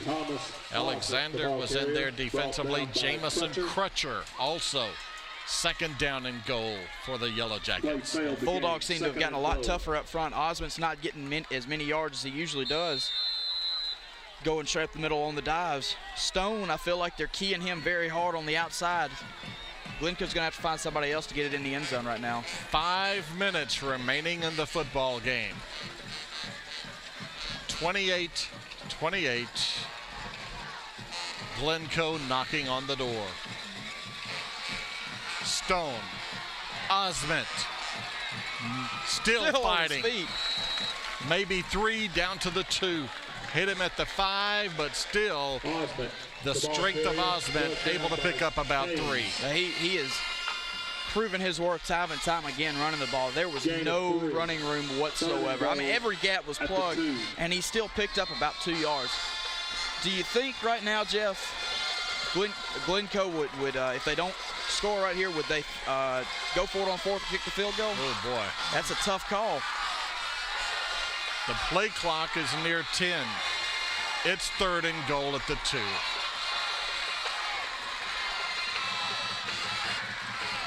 The play clock is at 2. 1, and Glencoe needs a timeout, and they get it. Timeout, Glencoe. Seem to be we'll keep it right here. I mean, we've got what may be the play of the game upcoming, and seems like Glencoe came to the line, Ty, ready to run the play and maybe had second thoughts. Well, I think what they're trying to do is draw Piedmont off sides. They may have called in the huddle, hey, we're not running anything. We're just going to call our cadence and see if they jump off sides. They didn't, and Glencoe called the timeout. So I think what they got left, 2 timeouts left here in the second half. Hopefully they won't have to use it anymore. They can score on this play. But Piedmont right now, what you're thinking is, hey, we got to keep them. We need to stop them right here and make them think about either going for it or kicking it. Because Piedmont, if they get back out on the field, I feel like their offense has had plenty of time to rest. A lot of those guys play both ways, but they've had plenty of time to rest, rethink what they're doing, and set up a game-winning drive, possibly. At halftime, Glencoe led by 7 at 21-14. Second half, Piedmont with 14 unanswered to take the lead at 28-21. And then Glencoe ties it up in the 3rd on the 16-yard run by Osment. 4th quarter has been scoreless until now, and here we go. 3rd and goal at the 2.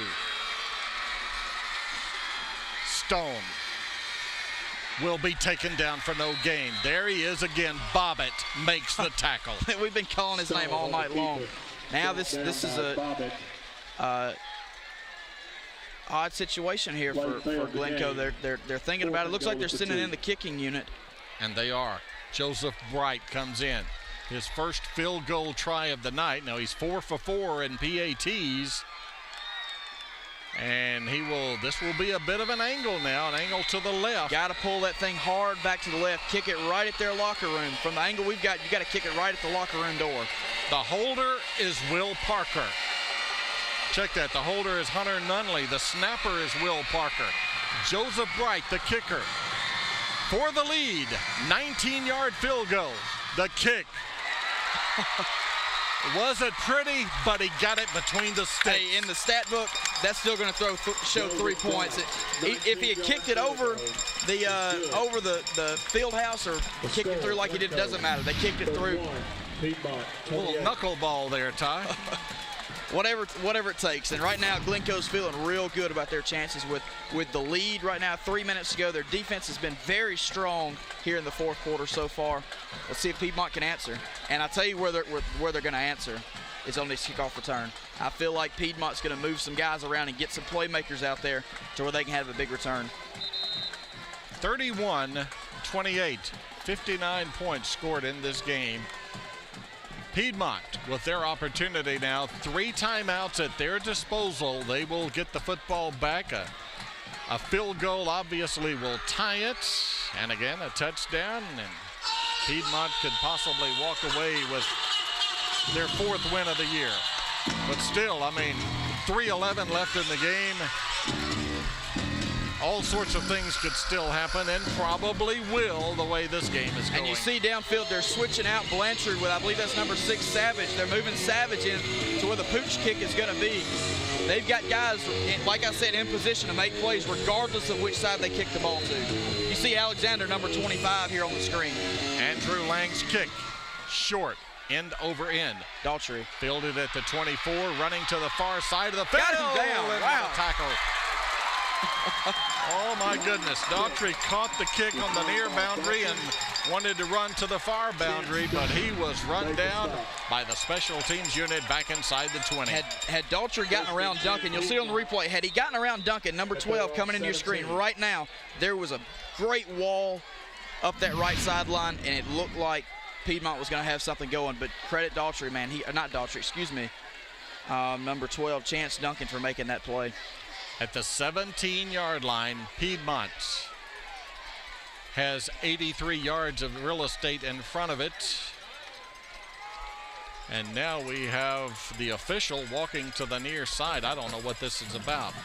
Maybe we'll find out, but the white hat is coming over to talk with head coach Lee Osment just in front of us.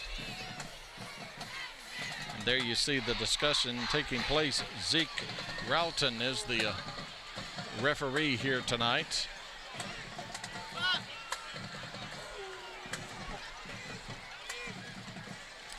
And I'll tell you what it is. They are telling the public address announcer and the gentleman that handles the music that is played in between plays that once the ball is in play, you can't play the music over the loudspeakers. So they're getting that problem straightened out right now. I believe if you get a second, it's just like a sideline warning. If it happens again, that's a flag.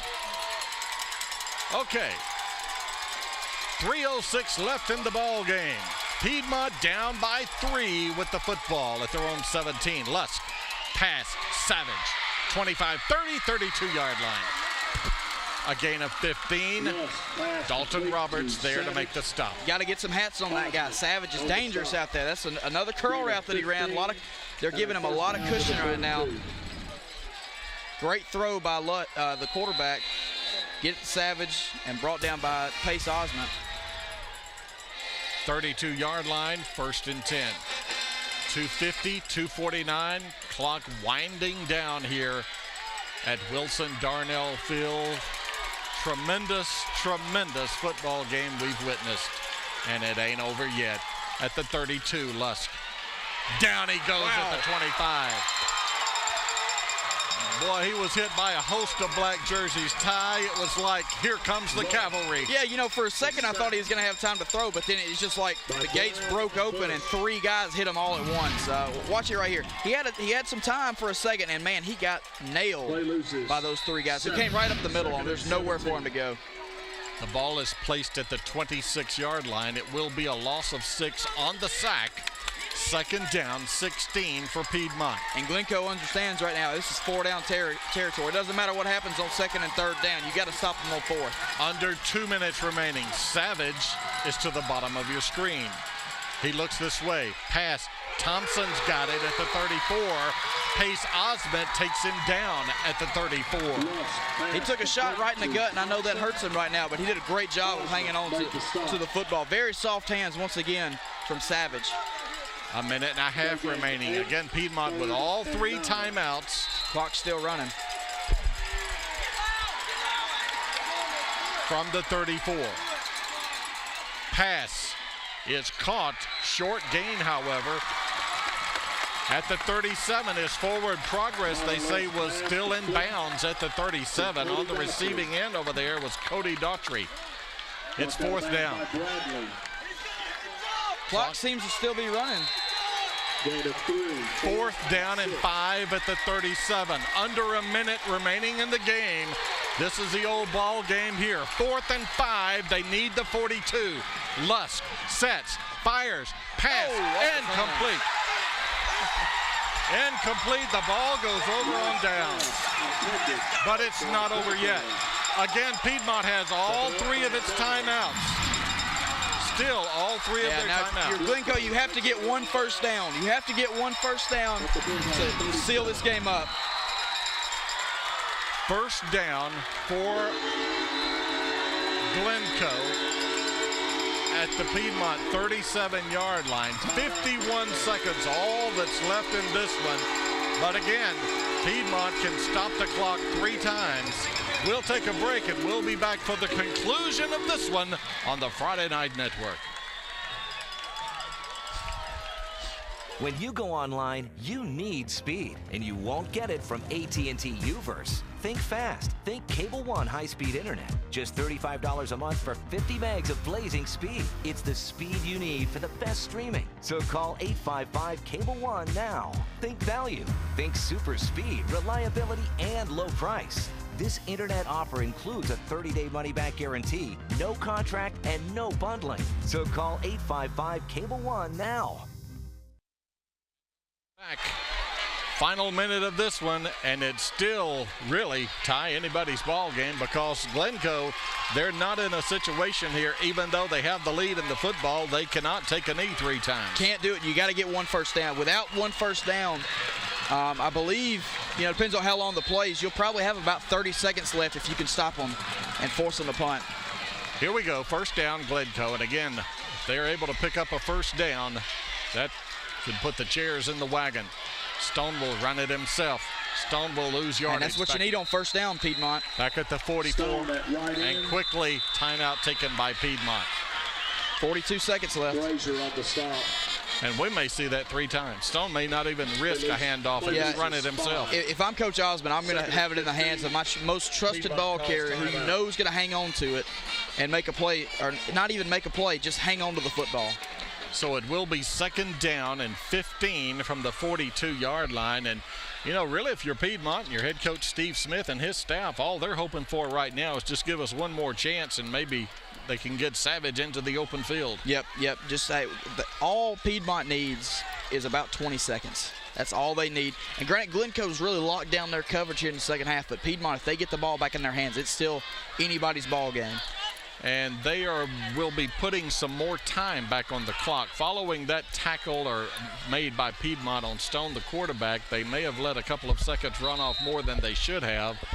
And I think they're going to, it's at 42 now, and I think they're going to put 45 back on there. And so we'll wait for the official clock operator to make that correction. When we do, we're going to play some more football. But again, you could see the hand signals by the referee that it's 45 seconds is what we need to put on the clock. And now Steve Smith, the head coach of Piedmont, says, hey, wait a minute. You owe me some time here. And now the white hat is coming over here, and he's pointing and looking to the official clock operator and saying, we need a reset. It's almost like college basketball. They always go over and add a little bit more time on there. Well, now they got 4.5 minutes left. No, 4:50 left. I don't believe we could stand that much time. I think Piedmont would take it. Remember, next week it's doubleheader action here on FNN. We got a game on Thursday night, not Friday, Thursday next week, and what a big one it is. This same Piedmont Bulldog team will be hosting the Green Wave of Leeds at the Field of Champions in Piedmont, and then Munford and Lincoln from Keith Howard Memorial Stadium next Friday night there at Lincoln. All right, 45 ticks on the clock, 2nd down 15. We're playing football again, and this is Stone. Stone is down to the 35. That's a pickup of 7. It will bring up 3rd down, and Piedmont calls another timeout. So they stop it now with 37 ticks left. That play, well, it took 8 seconds. 7, 3rd down and 8. Actually, 7.3 seconds to be exact. Well, you can bet that Coach Smith is over there talking again about, hey, let's put 2 more seconds back on there. I saw when he called the timeout, and then I looked back at the clock, and the clock was still running. The ball is placed at the 35. You see the official, the umpire, standing over the ball right there. The 44th meeting between these two schools. The first time these two teams played was back in 1924. Glencoe won that night 19-0. Not even I was not around for that one. Here we go, following the timeout, both teams back onto the field. It's very simple if you're Piedmont. You've got to prevent Glencoe from getting the first down here and give your offense one last shot. And Jeff, we talked about it on the goal line earlier. That 3rd down was the play of the game. This 3rd down right here is the play of the game. 3rd down at the 35. 3rd down and 8. Osment runs the football, still on his feet, not very far, but he only gets 2. And it's now 4th down and 6, and Piedmont uses its final timeout. They'll have no timeouts, but if you're Coach Lee Osment, what do? Do you go for it 4th down and 6 at the 33, or do you punt it to the... Piedmont calls timeout. Heck, Jeff, I don't know. I'm glad I'm not a coach in this situation. Not really sure. It seems like he's got both his punting unit and offensive line still in the game. There's no long snapper in there yet. So if you go for it, you do not make it, you would be giving Piedmont the ball out near the 30-yard line, which is decent field position. You could punt the football and back them way up, or kick it into the end zone, spend some time and give it to them on the 20. Of course, if you do that, you're risking a snap from center that could maybe... It's a lot of dangerous things that can happen right now. Yeah, it's a lot of what-ifs here. But this is where, as a coach, this is where you rely on your, how hard you work in the summer to not make mental errors. Don't make a mental error like jump off sides or a false start, because that could just be a killer right now. And I've got a feeling what we're about to see is a sweep to the left. They will go for it. Stone. Now, if they do try to draw them off sides, and if they jump, it will not be a first down. It's 4th and 6. But they bring the offense back out. Pace Osment comes in motion near side. Snap back. Pass deep downfield. Pass caught. 15, 10. That's going to do it. Hey, and talk about the smarts to not go in the end zone. Don't score in that situation. Get down. We're going to take a knee and get the heck out of here. Andrew Willis. Watch Andrew Willis. The guts right here to just throw it up. Wide open down the middle of the field. What a play.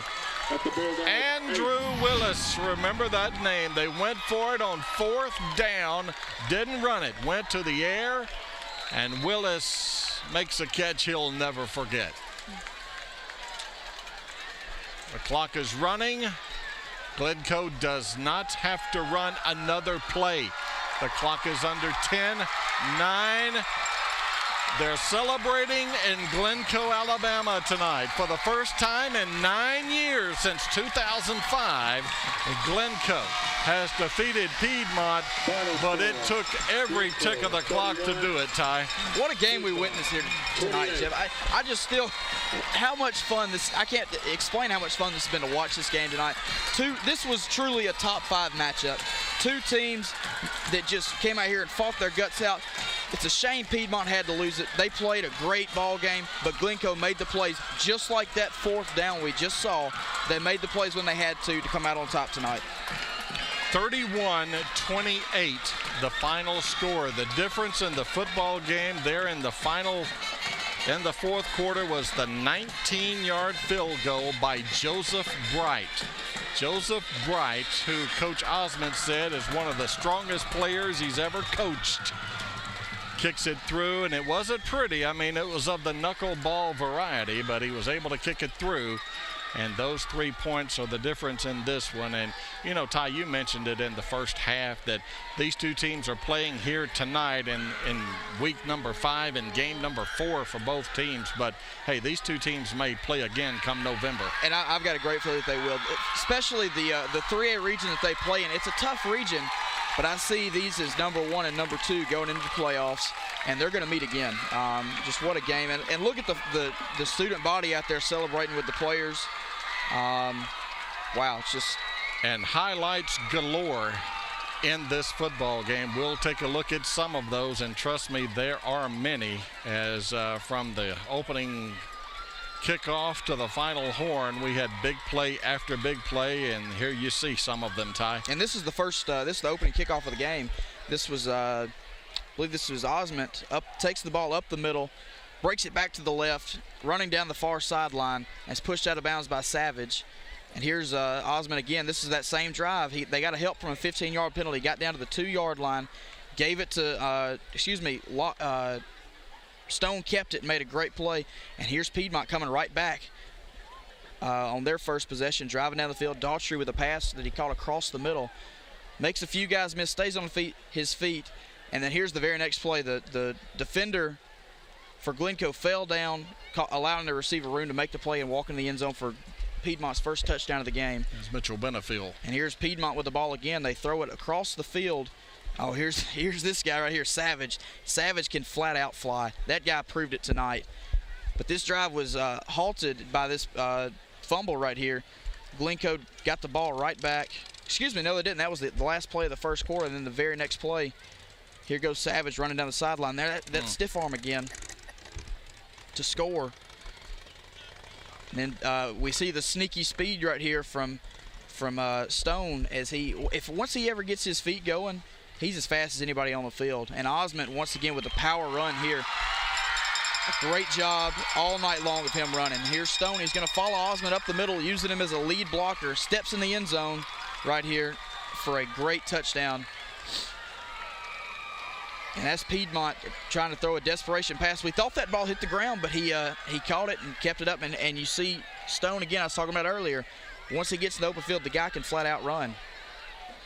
Osment with another good run up right here up the middle. This is when he tight ropes the sideline to stay in. Now that's not it, actually. He scored so many touchdowns tonight, I've lost track. And then there's the fumble that, the fumbles in the first half really hurt Piedmont. They really helped Piedmont in the second half. And this ball, just a corner route thrown beautifully. And I heard all summer long about how good Piedmont was throwing the football, and I saw it here tonight. Osment breaking. This is when he broke about 6 tackles, running down the sideline, cuts it back to the middle of the field right now. I believe that he stayed to the corner. He might have gotten down to the 2 or 3 yard line, but he's going to score. Actually, no, they took him out after this play, and Piedmont recovered a fumble. There's the ball on the ground.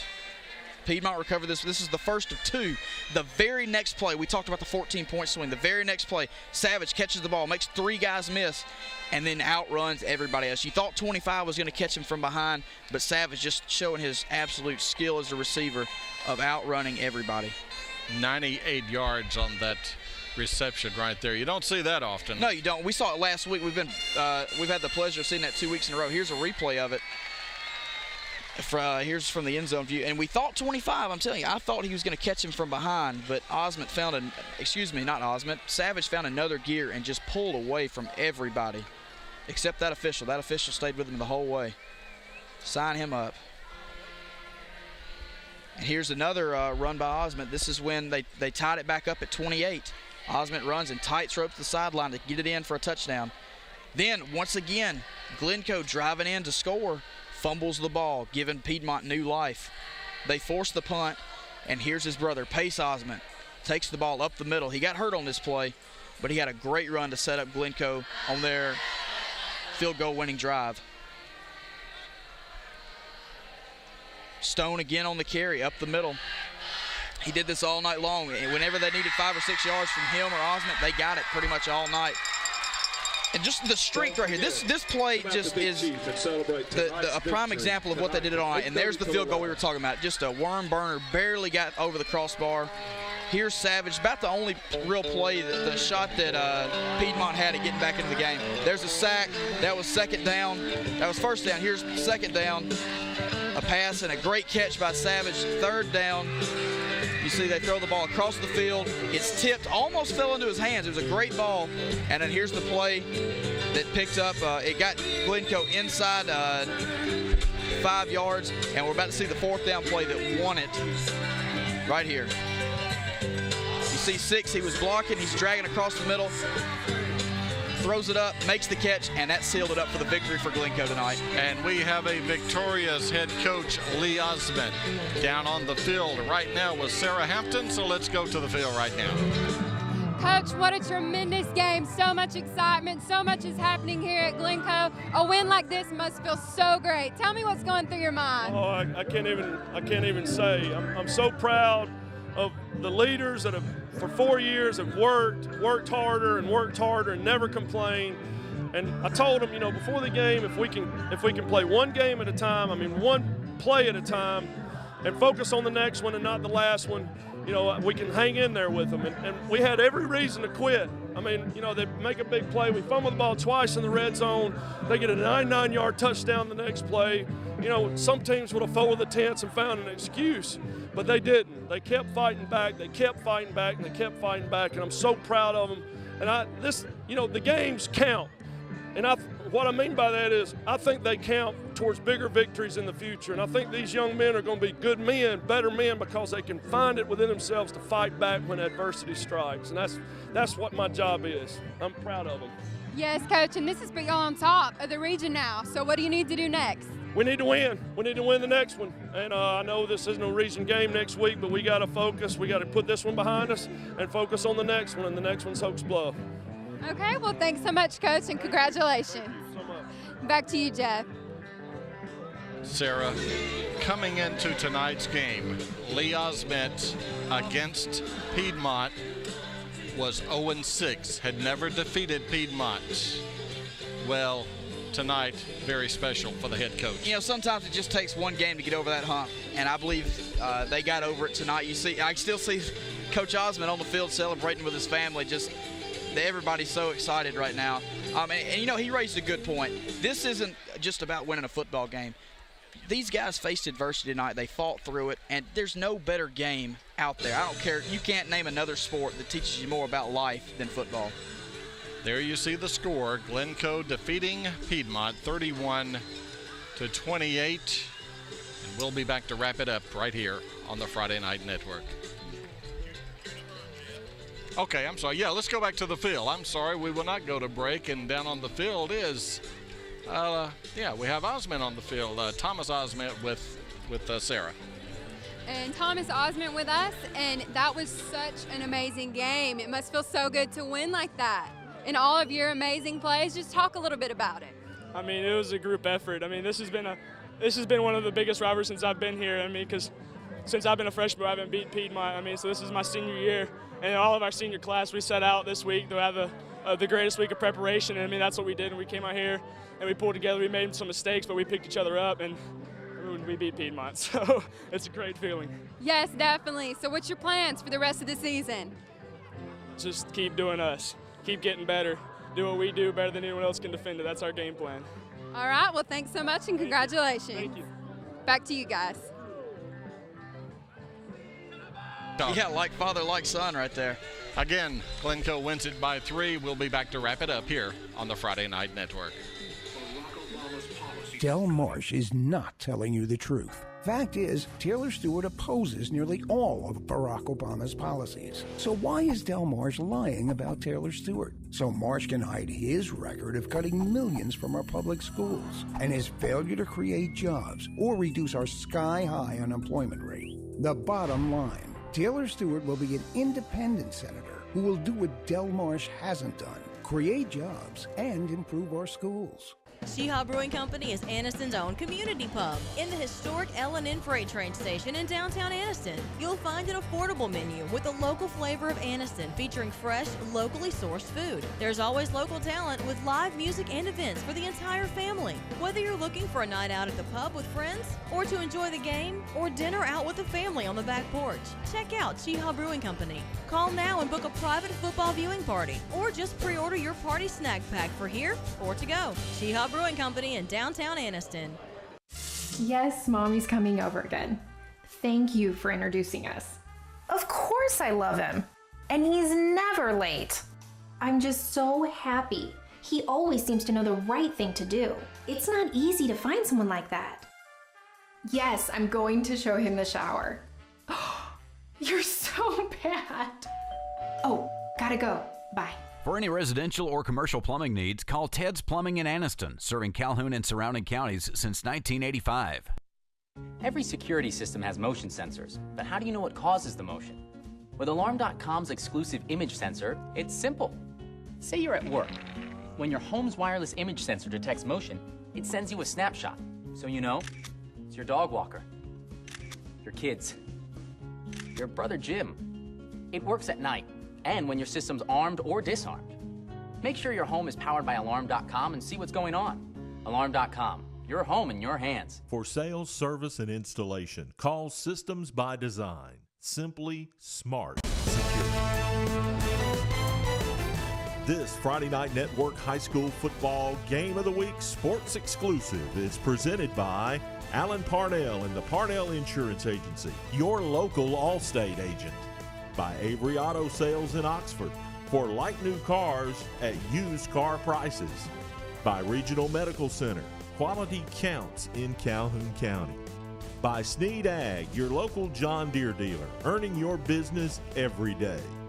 By Systems by Design, simply smart security. By Mizell Heating and Air Conditioning, voted #1 for the second year in a row by the readers of the Anniston Star. And by Bill Stanford Automotive in Talladega. Stop in today for the Full Out Blitz event.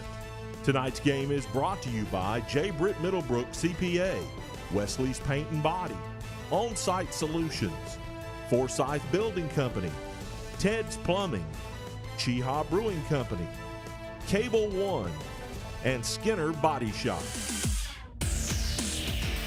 One for the ages here tonight. Glencoe moves into the driver's seat in Class 3A Region 6, defeating Piedmont final once again, 31-28. Glencoe moves to 3-0 in region play, 4-0 overall. Piedmont drops to 3-1, 2-1 in region play. We'll join you next Thursday night from the Field of Champions in Piedmont as the Bulldogs host the Green Wave of Leeds High School. For Ty Parnell, down on the field, Sarah Hampton, I'm Jeff Ellison. Good night from Glencoe.